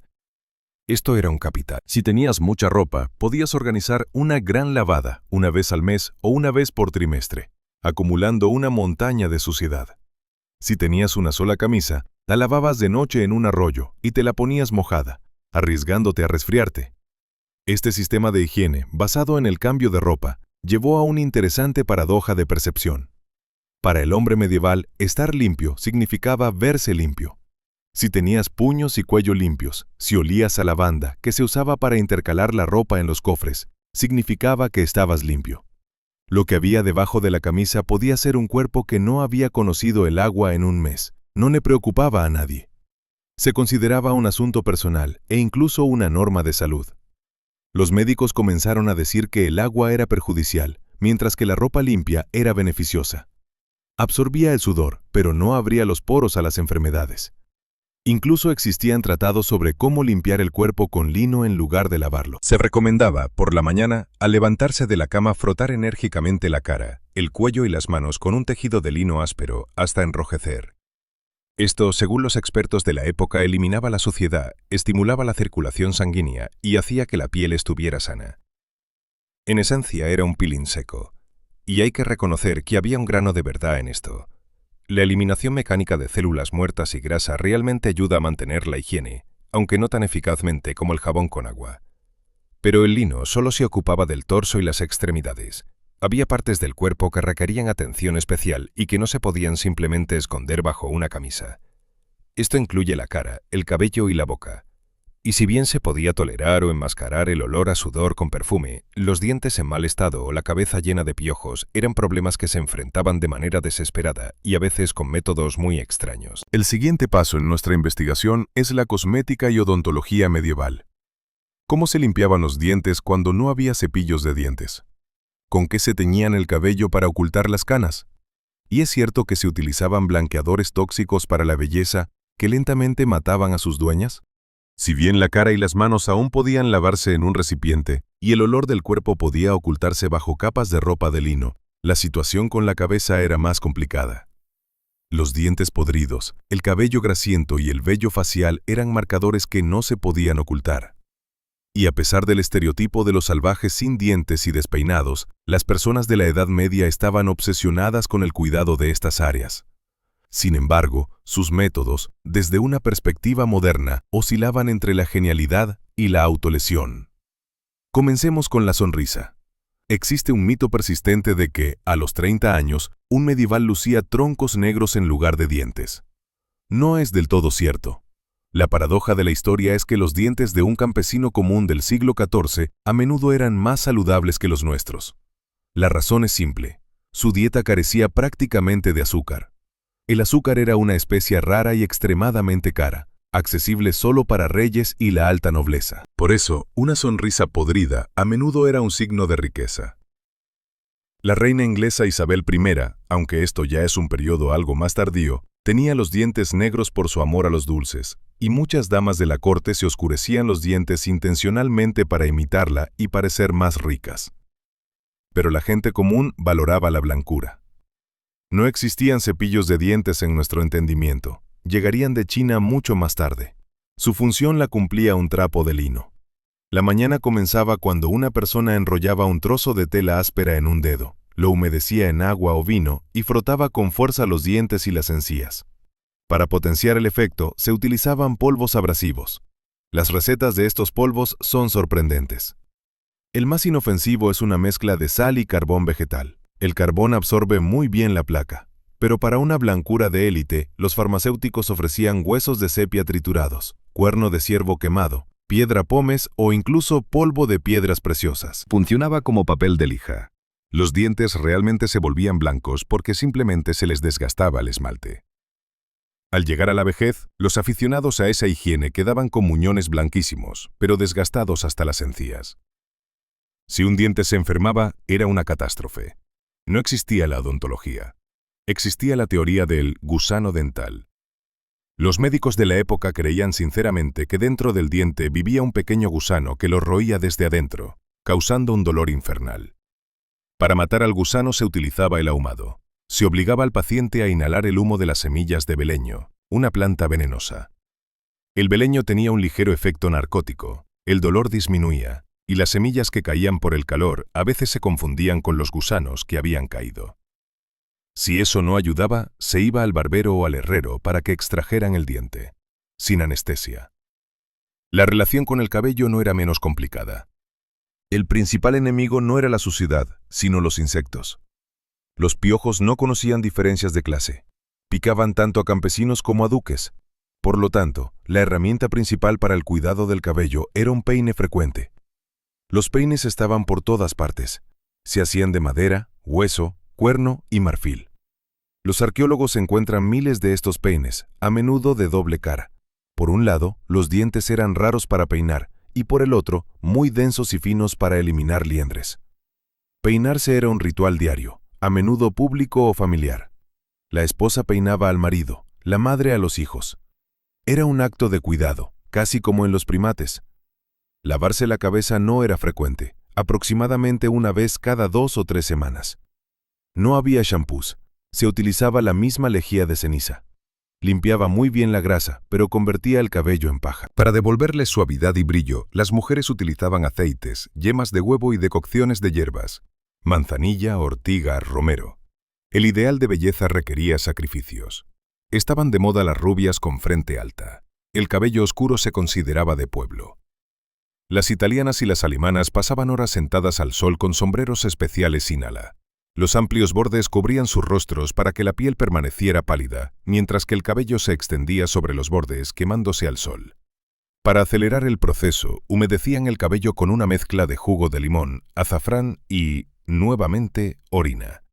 El amoníaco es un excelente oxidante. Pero el aspecto más extraño y peligroso de la belleza medieval era la depilación. Una frente alta se consideraba un signo de inteligencia y nobleza. Las mujeres se depilaban o se afeitaban intencionadamente el vello de la frente, retrocediendo la línea del cabello unos centímetros. A veces se depilaban completamente las cejas, dejando solo delgadas líneas o nada en absoluto. El rostro debía ser limpio, como una hoja de papel. ¿Y qué pasaba con el cuerpo? Las novelas de caballería y la cultura cortesana celebraban la piel blanca y suave. La vellosidad se asociaba con los animales, la barbarie y el diablo. Los demonios siempre eran representados como peludos. Por lo tanto, las mujeres, especialmente las de alta sociedad, eliminaban el vello no solo de la cara, sino también de las piernas, las axilas y la zona del bikini. Las cuchillas eran afiladas, pero peligrosas. Cortarse y contraer septicemia era muy fácil. Por eso, las cremas depilatorias eran extremadamente populares. Y aquí es donde comienza la verdadera guerra química. La base de la mayoría de estas cremas era la cal viva, óxido de calcio. Esta sustancia cáustica, al combinarse con agua, se calienta y corroe la materia orgánica. A la cal se le añadía arsénico o auripigmento, sulfuro de arsénico, un mineral de color amarillo brillante, un veneno terrible. La mezcla se aplicaba sobre la piel, se esperaba a que comenzara a arder y se enjuagaba rápidamente con agua caliente. El vello caía junto con la capa superior de la piel. Las recetas en los tratados médicos a menudo contenían advertencias. No dejar actuar más tiempo del que se tarda en recitar el Padre Nuestro, de lo contrario quemará la carne hasta el hueso. Y esto no es una metáfora. Las quemaduras químicas de tales procedimientos eran algo común. Para calmar la piel quemada, luego aplicaban ungüentos de aceite de rosa, jugo de beleño o, según recetas populares, sangre de murciélagos y ranas, lo que por supuesto no ayudaba, sino que solo añadía infecciones. Los hombres tampoco se quedaban atrás. Tener el rostro liso estaba de moda en diferentes períodos del siglo XV. Los duques de Borgoña, legisladores de la moda, a menudo se afeitaban incluso la nuca, dejando solo un copete de cabello en la parte superior de la cabeza. Esto requería visitas constantes al barbero. Se presenta así un cuadro muy alejado del sucio barbarismo. La gente se limpiaba los dientes con tiza y trapos, se quemaban el cabello con arsénico, lo decoloraban al sol y pasaban horas desparasitándose con peines de hueso. Buscaban la belleza y la limpieza con una obsesión casi maníaca, utilizando todos los medios disponibles, aunque peligrosos. Sin embargo, justo en ese momento, cuando la cultura del cuidado del cuerpo parecía tan avanzada, una sombra se cernía sobre Europa. Los médicos, esas mismas personas que debían velar por la salud, de repente comenzaron a sonar la alarma. Miraron el agua, los cuerpos sudorosos en los baños, consultaron libros antiguos y llegaron a una conclusión que cambiaría la vida en Europa durante 3 siglos. Decidieron que el agua era un asesino. Imagina una situación. Llegas al mejor médico de la ciudad con una queja de debilidad, y él te mira con horror y dice, «Nada de baños. ¿Quieres morir? Si necesitas quitarte la suciedad, usa un paño seco. Pero por el amor de Dios, no te metas en el agua por completo». Suena como una locura o una broma, pero en los siglos XIV y XV, esta era una recomendación científica avanzada. Fueron los médicos, personas de ciencia, y no fanáticos supersticiosos, quienes iniciaron la gran guerra contra el lavado, que duraría varios siglos. Para entender la lógica de este consejo suicida, necesitamos meternos en la cabeza de un médico medieval. Su visión del mundo se basaba en la autoridad de los sabios antiguos, Hipócrates y Galeno. La base de todo era la teoría de los 4 humores, o líquidos. La sangre, la flema, la bilis negra y la bilis amarilla debían estar en un equilibrio perfecto. La enfermedad es una alteración de ese equilibrio. Pero había una segunda parte de la teoría, relacionada con la interacción del ser humano con el mundo que lo rodea. La medicina medieval consideraba la piel no como una barrera hermética que nos protege del entorno, sino más bien como algo parecido a un tejido suelto o un tamiz. Se creía que la piel era permeable. Y el principal mecanismo que regulaba esta permeabilidad eran los poros. La cadena lógica que llevó a la prohibición de los baños parecía impecable desde el punto de vista de la física de la época. Mira tú mismo. ¿Qué le sucede a cualquier material al calentarse? Se expande. ¿Qué hace el agua caliente y el vapor en un baño? calientan el cuerpo. Entonces, bajo la influencia del calor, los poros de la piel se abren, se vuelven anchos, como puertas abiertas de una fortaleza. ¿Y qué hay afuera? Aire. Pero no solo aire, sino aire lleno de miasmas.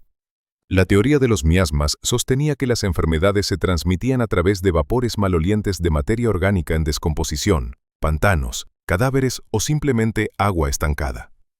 Si una persona se ha calentado en la sauna, sus puertas están completamente abiertas. El aire tóxico penetra sin obstáculos a través de la piel directamente en el organismo, afectando los órganos internos, el corazón, el hígado y el cerebro.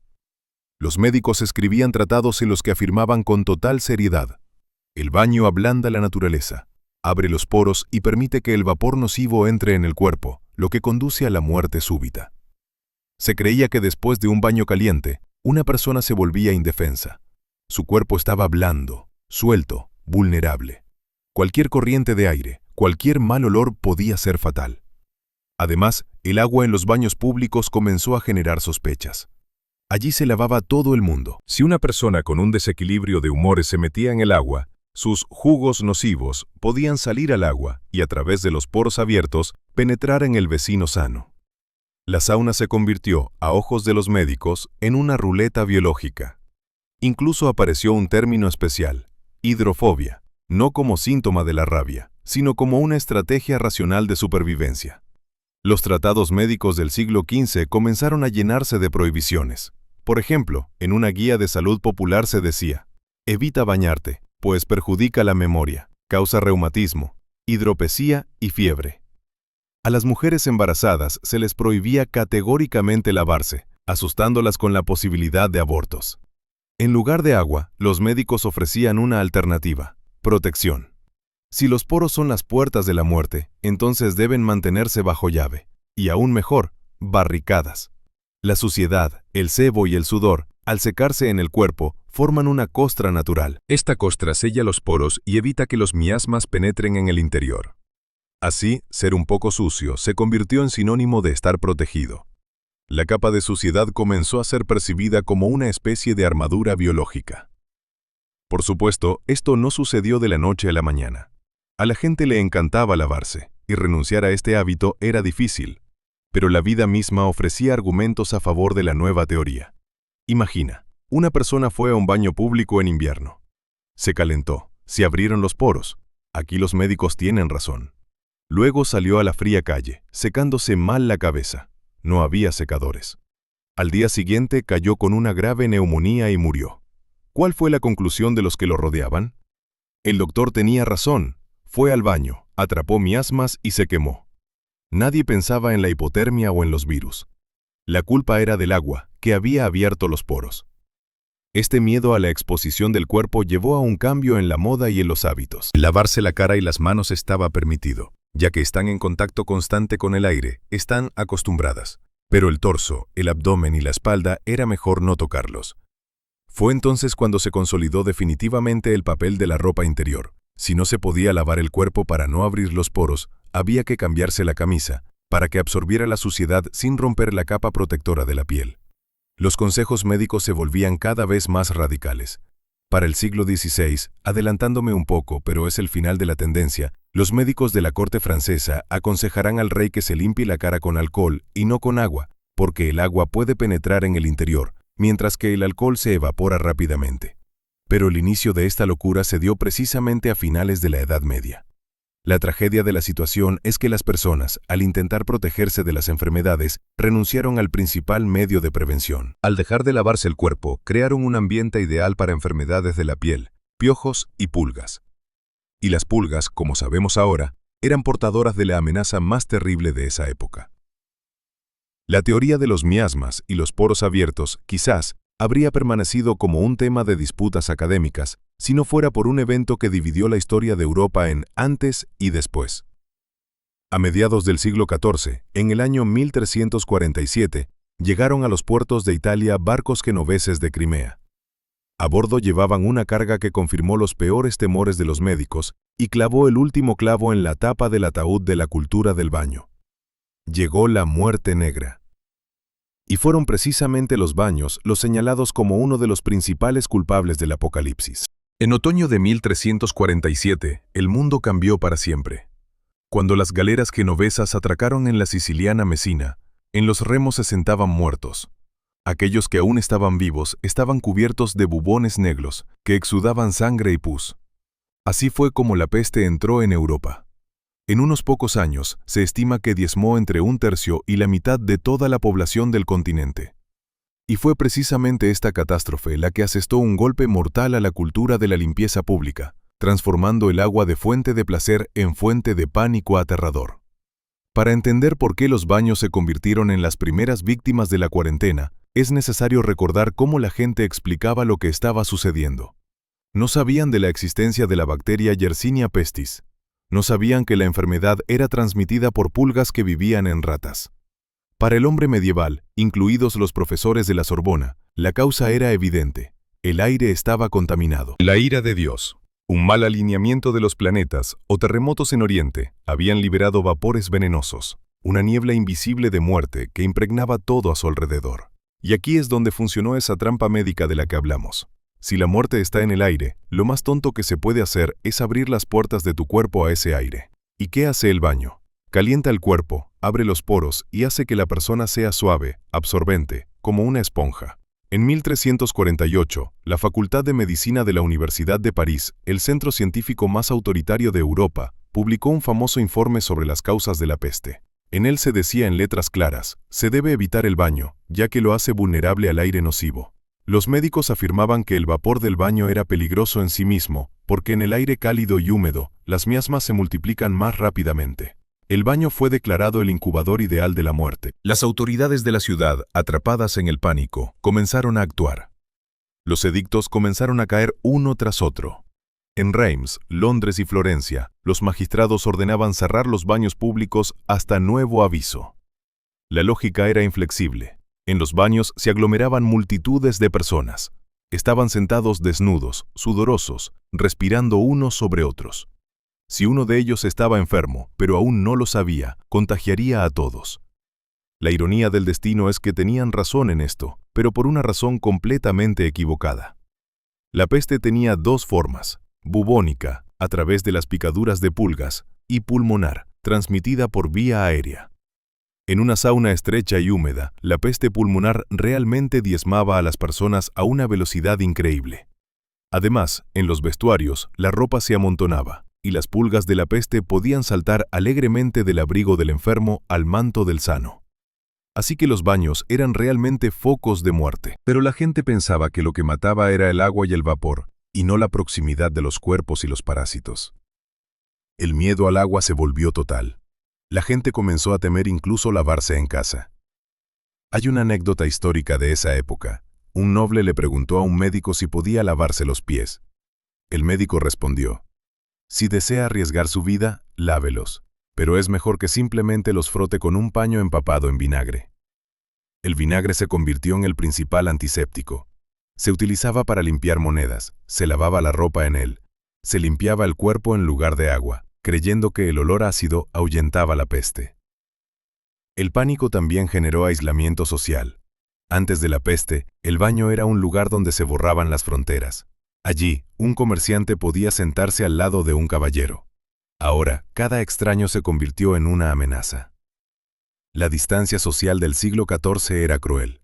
La gente se encerraba en sus casas, tapiaba las ventanas para que el viento de la peste no entrara. ¿Qué baño público podía haber? La misma idea de ir y sentarse en un barril con otra persona parecía una locura. Además, en medio de la epidemia, comenzaron las búsquedas de culpables. La voz popular, alimentada por el miedo, buscaba a quienes envenenaron el agua. Comenzaron los pogromos contra los judíos. Se les acusaba de supuestamente verter veneno en los pozos y fuentes de la ciudad que abastecían a los baños.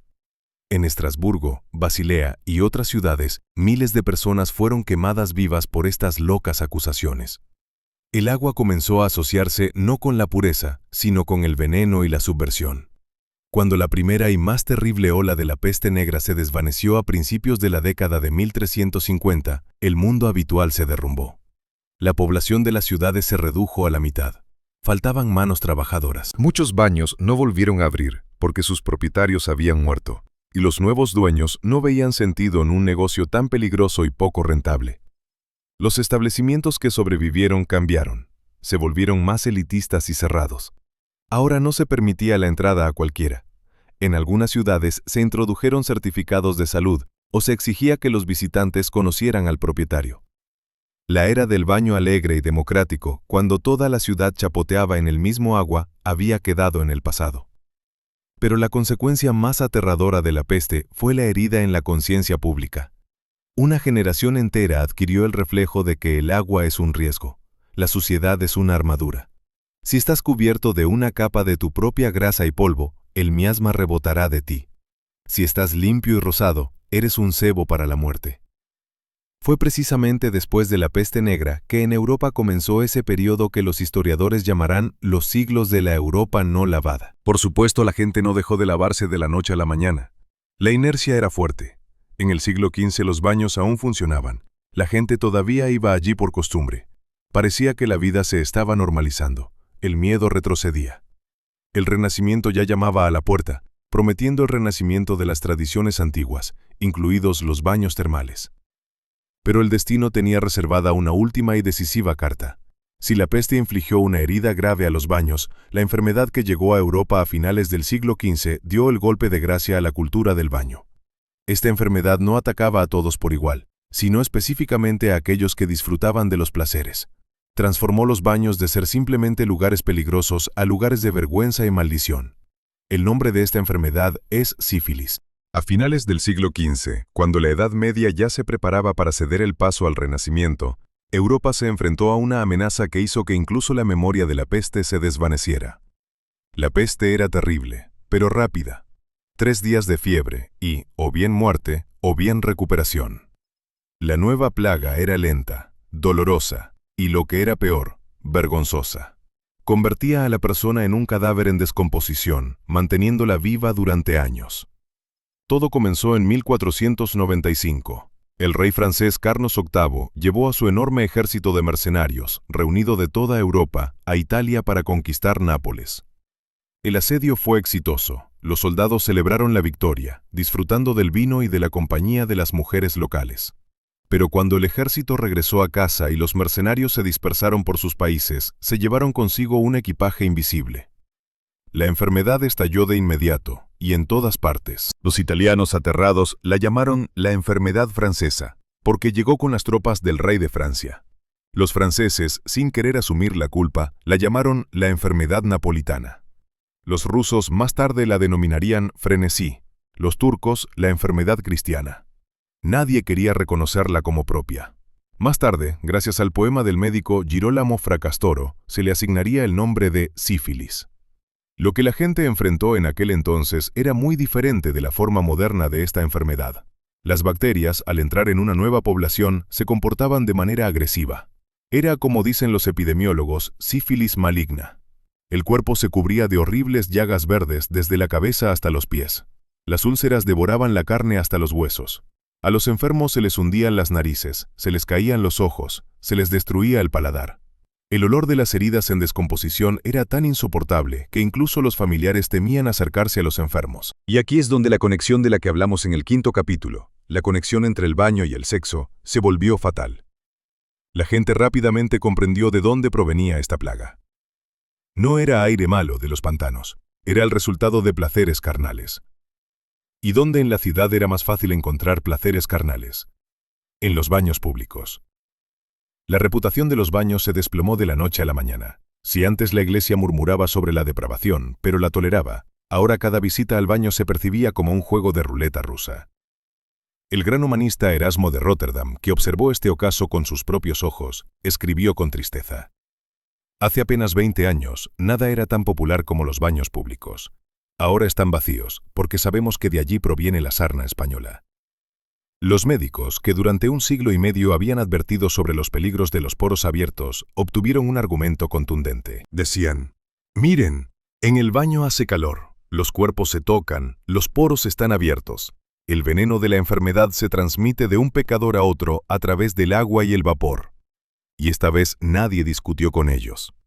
Los baños comenzaron a considerarse oficialmente como los principales focos de la enfermedad francesa. Las autoridades ni siquiera tuvieron que emitir muchos decretos de cierre. La gente dejó de ir por sí misma. El negocio se consumía. Los propietarios de los baños intentaron justificarse. Colgaron anuncios diciendo que solo admitían a clientes verificados, pero el miedo a ser devorado vivo era más fuerte que el deseo de lavarse. Además, los propios baños comenzaron a cambiar su función. De lugares de descanso se convirtieron en clínicas, lo que terminó de arruinar su imagen. La cuestión era que el único remedio que de alguna manera frenaba la enfermedad era el mercurio. Los médicos razonaban así. La sífilis es un veneno, por lo tanto, hay que combatirlo con otro veneno. Al paciente le frotaban ungüentos de mercurio y lo metían en una sauna caliente. Estufa. La idea era que la persona sudara, y junto con el sudor y la saliva, y el mercurio provoca una salivación abundante, la enfermedad saliera al exterior. Este procedimiento era un infierno en la tierra. Las personas se sentaban en cámaras ardientes, ahogándose con los vapores de mercurio. Sus encías se inflamaban, los dientes se caían, y lentamente se volvían locas por envenenamiento neurotóxico. El dicho de la época era, noche con Venus, toda la vida con Mercurio. Mercurio es tanto el dios del comercio como el nombre latino del mercurio. El baño, que antes se asociaba con vino, música y amor, se convirtió en un lugar donde personas calvas, desdentadas y cubiertas de llagas gemían en nubes de vapor tóxico. ¿Quién en su sano juicio iría allí solo para lavarse?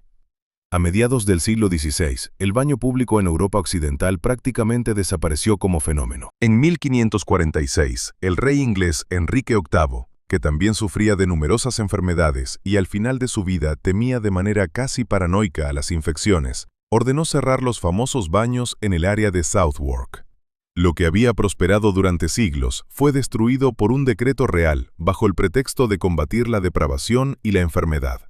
En Francia y Alemania, el proceso avanzó un poco más lento, pero con el mismo resultado. La cultura del lavado público murió. Los pocos establecimientos que quedaban atendían a marginales o a personas gravemente enfermas. Para el ciudadano común y respetable, la palabra baño se convirtió en un insulto. Lavarse en agua no solo se volvió poco elegante, sino que se convirtió en un signo de imprudencia. Así, Europa entró en una época que los historiadores llamarán la era de la higiene seca. Durante los siguientes 200 años, hasta finales del siglo XVIII, los europeos temerán al agua como si fuera fuego. Los aristócratas construirán palacios sin baños. Versalles de Luis XIV, resplandeciente en oro y espejos, no tenía ni un solo inodoro ni una sola bañera en el sentido moderno. Pero la gente no puede dejar de cuidar de sí misma por completo. Necesitaban vivir de alguna manera, comunicarse y al mismo tiempo no ahogarse en su propio olor. A la falta de agua y jabón le sucedieron otros medios. Era una época en la que la suciedad no se lavaba, sino que se ocultaba. Una época de polvos, perfumes pesados y un cambio interminable de ropa. ¿Cómo es que los reyes y reinas lograban brillar en los bailes sin ducharse durante años? ¿Y por qué Luis XIV se enorgullecía de que no olía a jabón, sino a bestia? Cuando vemos películas históricas sobre mosqueteros o sobre los reyes de la corte francesa, nos fascina el brillo de los trajes, la opulencia de las pelucas y la blancura de los cuellos de encaje. Parece que este es el punto culminante de la civilización, el triunfo de la estética. Pero el cine no transmite olores. Si nos encontráramos en Versalles en la época de Luis XIV, nuestra nariz sufriría un profundo shock. Y no solo se debe a que en los pasillos del palacio, detrás de las cortinas, los cortesanos a menudo atendían sus necesidades, porque no había suficientes baños. Se trata de la propia concepción del cuerpo limpio, que en los siglos XVI y XVII se había vuelto del revés. El rey Sol, Luis XIV, que gobernó durante 72 años, fue el monarca más poderoso de Europa. Construyó Versalles con sus grandiosos fuentes. Allí había un mar de agua, pero era para la belleza, no para lavarse. Existe una leyenda que dice que el rey se bañó solo un par de veces en su vida por prescripción médica, y encontró este procedimiento repugnante. Sin embargo, sería injusto llamarlo sucio. Era un fanático de la limpieza. Simplemente, en su entendimiento, la limpieza no tenía relación con el agua. Su mañana comenzaba con que los sirvientes frotaban su cuerpo con tinturas alcohólicas y toallas de lino secas. Su rostro se limpiaba con un algodón empapado en verjus, el jugo ácido de las uvas inmaduras, o en vinagre. Se creía que el alcohol y el ácido desinfectaban la piel y eliminaban la suciedad sin abrir los poros. El agua seguía siendo considerada un enemigo que podía permitir que la enfermedad entrara. El principal signo de limpieza era la ropa interior. La lógica, que se originó en la Edad Media, alcanzó aquí su absurdo pico. Si tu camisa era inmaculadamente blanca, significaba que estabas limpio. El rey cambiaba de camisa 3 veces al día. Todos los que podían permitírselo lo imitaban. Fue en este momento cuando la moda comenzó a centrarse en los puños y cuellos. Los enormes jabones de encaje y los voluminosos puños que asomaban bajo el caftán tenían un único propósito: mostrar a todos que tenías dinero para la lavandería y mucho cambio de ropa. Era una limpieza visual. El cuerpo sucio se ocultaba bajo la seda y el terciopelo limpios, mientras que los bordes de la ropa brillaban con blancura, creando la ilusión de frescura. Pero el olor del cuerpo, incluso si se frotaba con alcohol, no desaparecía. Y aquí entró en escena la pesada artillería de la perfumería. Los perfumes de esa época eran radicalmente diferentes de los modernos aromas florales ligeros. Eran olores densos, pesados y animales. La base era el almizcle, el secreto de los cuernos del ciervo almizclero, la civeta, secreciones de la civeta, y el ámbar, producto de la digestión del cachalote. Estas sustancias por sí solas huelen de manera intensa e incluso desagradable, pero tienen una increíble persistencia y la capacidad de enmascarar cualquier otro olor. Los cortesanos literalmente se empapaban con estos perfumes. Aromatizaban no solo la piel, sino también la ropa, los guantes, los abanicos e incluso los muebles. La amante del rey, Madame de Montespan, usaba tal cantidad de perfumes que al final de su vida, Luis, quien desarrolló alergia, no podía estar en el mismo carruaje que ella, simplemente se ahogaba. El rey incluso emitió un decreto que exigía que en su presencia se usaran solo olores ligeros de flores de naranja, porque el pesado almizcle le provocaba dolor de cabeza. Con el cabello ocurrió una metamorfosis aún más interesante. ¿Recuerdas la sífilis y los piojos? Para el siglo XVII, el problema no había desaparecido. Su cabello a menudo era malo, escaso o estaba infestado de parásitos. La solución fue radical: se rapaban la cabeza. Esto resolvía el problema de los piojos. No tenían dónde vivir. Y sobre la cabeza rapada se ponía una peluca. La peluca se convirtió en el accesorio principal de la época. Al principio eran modestas, pero rápidamente crecieron en tamaño, convirtiéndose en enormes torres de cabello. Alongi. Pero no se puede lavar la peluca con agua, perdería su forma. ¿Cómo se limpia? Se empezó a usar talco. El talco es harina de arroz o almidón con adición de yeso y aromatizantes. Funcionaba como un champú seco. Absorbía la grasa y la suciedad del cabello de la peluca y además enmascaraba el olor a sebo rancio del que se hacía la pomada para peinar. El procedimiento de talquizar era sucio. Para no ensuciar la ropa, el aristócrata se ponía una bata especial, metía la cara en un cono de papel para no inhalar el polvo y un sirviente, con la ayuda de un abanico, esparcía nubes de talco sobre la peluca. Los suelos de los guardarropas estaban cubiertos con una gruesa capa de polvo blanco. En este mismo periodo floreció el arte del maquillaje, que más parecía un enlucido. Las caras se cubrían con una gruesa capa de blanco de plomo para ocultar las viruelas. Muchos tenían marcas de viruela natural y los defectos de la piel, causados por la falta de un lavado adecuado. Sobre el blanco se pintaban venas azules para resaltar la sangre azul y la delicadeza de la piel. Y encima se colocaban pecas, trozos de terciopelo negro que inicialmente cubrían granos o llagas y luego se convirtieron en un lenguaje secreto de coqueteo. El resultado era una imagen sorprendente. Las personas más ricas de Europa parecían muñecas de porcelana. Pelucas empolvadas, rostros blanqueados, mejillas maquilladas, encajes inmaculados.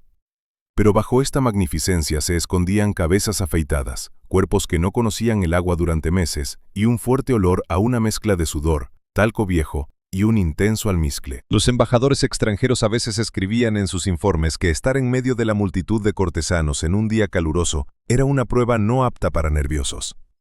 El mismo Luis XVI, según los contemporáneos, no olía a perfumes, sino a bestia salvaje, lo que, sin embargo, sus aduladores llamaban el olor de la masculinidad. Los médicos continuaban insistiendo en lo suyo. En los tratados del siglo XVII se pueden encontrar afirmaciones de que la capa de suciedad y grasa en el cuerpo es una barrera natural que nutre la piel. Lavarse significa deshidratar el cuerpo y morir joven. El miedo al agua se convirtió en un signo de educación. Un campesino podía bañarse en el río porque era ignorante y no conocía sobre los miasmas. Sin embargo, un noble conocía la ciencia y se protegía del agua. No obstante, el mundo no se limitaba a Versalles.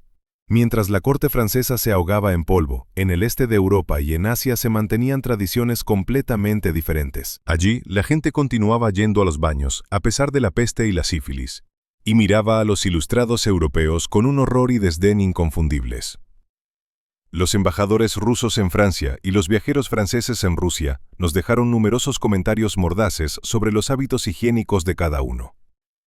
Es precisamente este contraste el que nos ayudará a entender mejor que la renuncia a los baños no fue un fenómeno global, sino un experimento europeo local que afortunadamente ha llegado a su fin. Mientras los cortesanos franceses se ahogaban en nubes de polvo y los caballeros ingleses se limpiaban la cara con vinagre, en el este y el norte de Europa la vida seguía reglas completamente diferentes. La frontera entre la Europa limpia y sucia en los siglos XVI y XVII no pasaba donde hoy estamos acostumbrados a pensar. Si un viajero de París cruzara la frontera del Reino ruso o del Imperio otomano, experimentaría un choque cultural. Le parecería que había entrado en un mundo donde las personas estaban obsesionadas con una extraña y peligrosa autoflagelación. La sauna rusa para un europeo de esa época se veía como una filial del infierno en la tierra. Se han conservado numerosas notas de diplomáticos y comerciantes extranjeros que visitaron Moscú. Describían lo que veían con horror y repulsión. Un científico alemán en el siglo XVII escribió: «Estos rusos, como bestias salvajes, se meten en hornos ardientes, donde su piel se vuelve roja como la de un cangrejo hervido. Luego se golpean con varas hasta el agotamiento, y después, ya sudorosos, salen corriendo al frío y se lanzan a la nieve o a un río helado».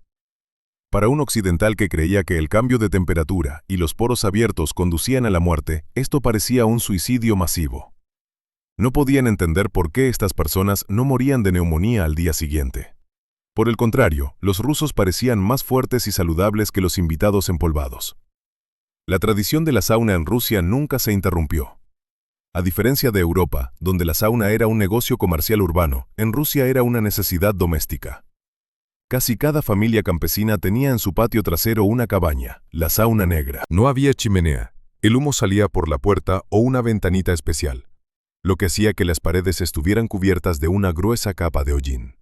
El hollín, por cierto, es un excelente antiséptico, mata bacterias y hongos, por lo que en esas saunas, a pesar de su apariencia, era estéril. La sauna era un lugar sagrado. Aquí se daban a luz a los niños, aquí se lavaban a los difuntos, aquí se adivinaba. Pero lo más importante es que aquí se lavaban cada semana, generalmente los sábados, antes del servicio dominical. Se consideraba un pecado ir a la iglesia con el cuerpo sucio.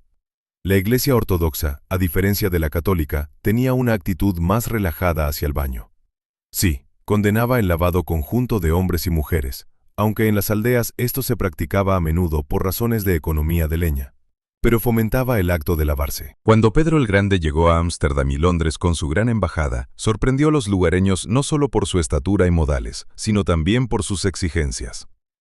En cada casa donde se alojaba, ordenaba construir un baño. Los europeos veían esto como una excentricidad bárbara. Veían en ello una confirmación de la barbarie de los moscovitas. A un hombre civilizado le basta cambiarse de camisa, mientras que a un salvaje le hace falta hervirse en agua caliente. Un contraste aún más marcado se observaba en el sur, en las tierras del Imperio Otomano. Los turcos no solo conservaron el legado romano, sino que lo elevaron a un culto. Cuando los turcos otomanos conquistaron Constantinopla, no destruyeron las termas bizantinas. Las adaptaron a las exigencias del Islam. Así nació el hammam. En el Islam, la limpieza es la mitad de la fe. El Corán prescribe un estricto lavado antes de cada oración, 5 veces al día. No es solo una recomendación, es una ley. Por eso, en cada ciudad musulmana, desde Estambul hasta Bagdad, los hammams eran empresas fundamentales para la ciudad. La entrada costaba una miseria, para que incluso el aguador más pobre pudiera permitirse la purificación. El hammam se diferenciaba de la baña rusa y de los saunas europeos. Aquí no había calor extremo ni vapor que retorciera las orejas. Aquí reinaba un vapor cálido, húmedo y envolvente. Los visitantes se tumbaban sobre la piedra de mármol caliente en el centro de la sala, el gebek tashi, la piedra del vientre, calentando su cuerpo. Pero la principal diferencia estaba en el enfoque hacia la suciedad. Mientras que los europeos escondían la suciedad, los rusos la sacudían con una escoba, en el hammam la hacían rodar. Un bañero especializado se ponía un guante rígido de lana de cabra, quese, y comenzaba a frotar el cuerpo del cliente, que había sido previamente calentado. La piel endurecida y la suciedad se desprendían en bolitas parecidas a macarrones grises. Los viajeros europeos que se atrevían a experimentar esto escribían con asombro. Pensé que estaba limpio, pero este turco me quitó tanta suciedad que habría sido suficiente para hacer una pequeña tarta.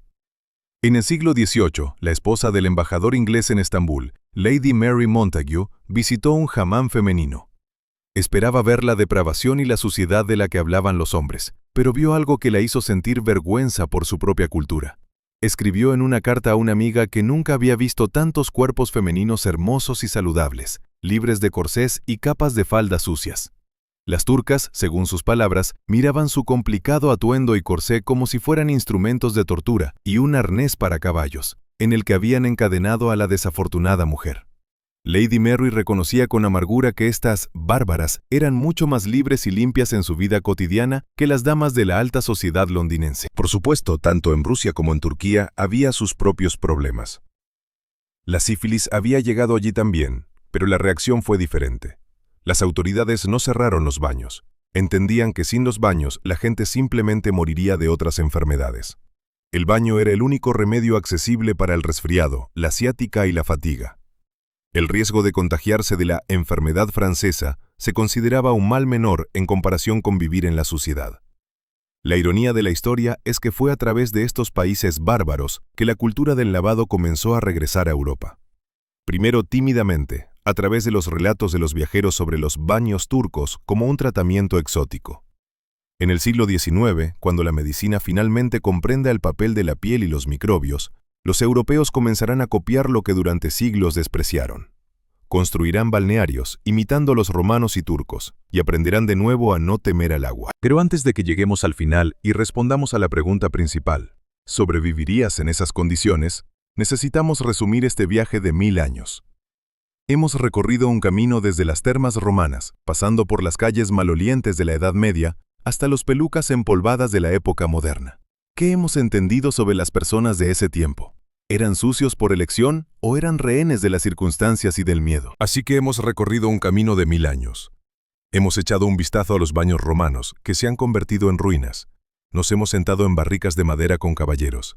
Hemos lavado camisas en lejía cáustica y hemos empolvado pelucas para escapar de los piojos. Ahora ha llegado el momento de responder a la pregunta principal con la que comenzamos. ¿Sobrevivirías en un baño medieval? Y más ampliamente, ¿sobrevivirías en una ciudad medieval con tus hábitos actuales y tu sistema inmunológico? La respuesta honesta probablemente no te gustaría. La probabilidad de que un habitante urbano moderno durara allí más de un mes tiende a 0. Y no se trata de que morirías de asco por el olor o por la suciedad en sí. El ser humano es una criatura sorprendentemente adaptable. Nuestra nariz está diseñada de tal manera que dejamos de notar un olor constante después de unos días. Te acostumbrarías al hedor de las letrinas, al olor de los cuerpos sin lavar y al humo de la misma manera que te acostumbras al olor a cloro en la piscina o a los gases de escape en una carretera concurrida. La barrera psicológica caería primero. La verdadera amenaza vendría desde adentro. Nosotros, los humanos del siglo XXI, vivimos en una burbuja estéril. Nos lavamos las manos con jabón antibacteriano. Bebemos agua filtrada y comemos productos pasteurizados. Nuestro sistema inmunológico es un aristócrata mimado que nunca ha visto una pelea real. El sistema inmunológico de un humano medieval es un veterano endurecido, cubierto de cicatrices, que ha sobrevivido en peleas callejeras desde su nacimiento. El primer sorbo de agua de una fuente limpia en Londres en el siglo XIV probablemente te enviaría a la cama del hospital con una severa disentería o cólera. Para un habitante local, esa agua era la norma. Su organismo había desarrollado hace tiempo tolerancia a las cepas bacterianas locales. Para ti sería un veneno biológico. El segundo problema es tu piel.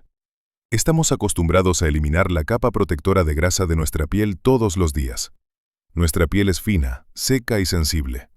En la época medieval, sin duchas calientes diarias y cremas hidratantes, se habría agrietado, irritado y ulcerado al instante.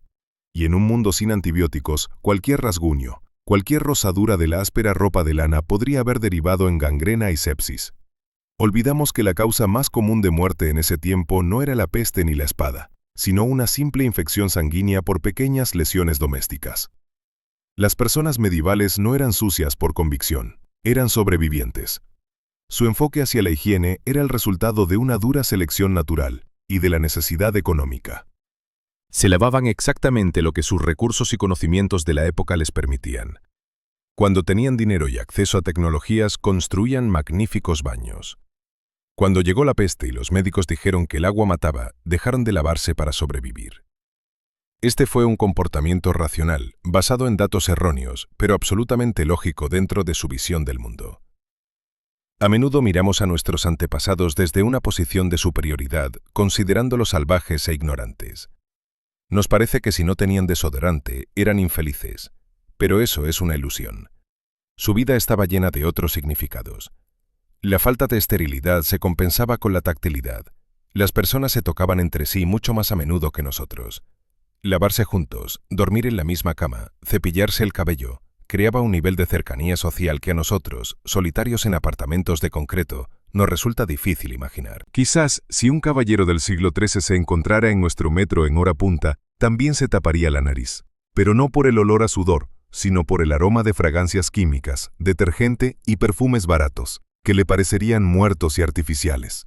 Y también se horrorizaría al ver cómo nos tememos unos a otros, cómo tratamos de no rozarnos con las mangas, como si todos a nuestro alrededor fueran leprosos.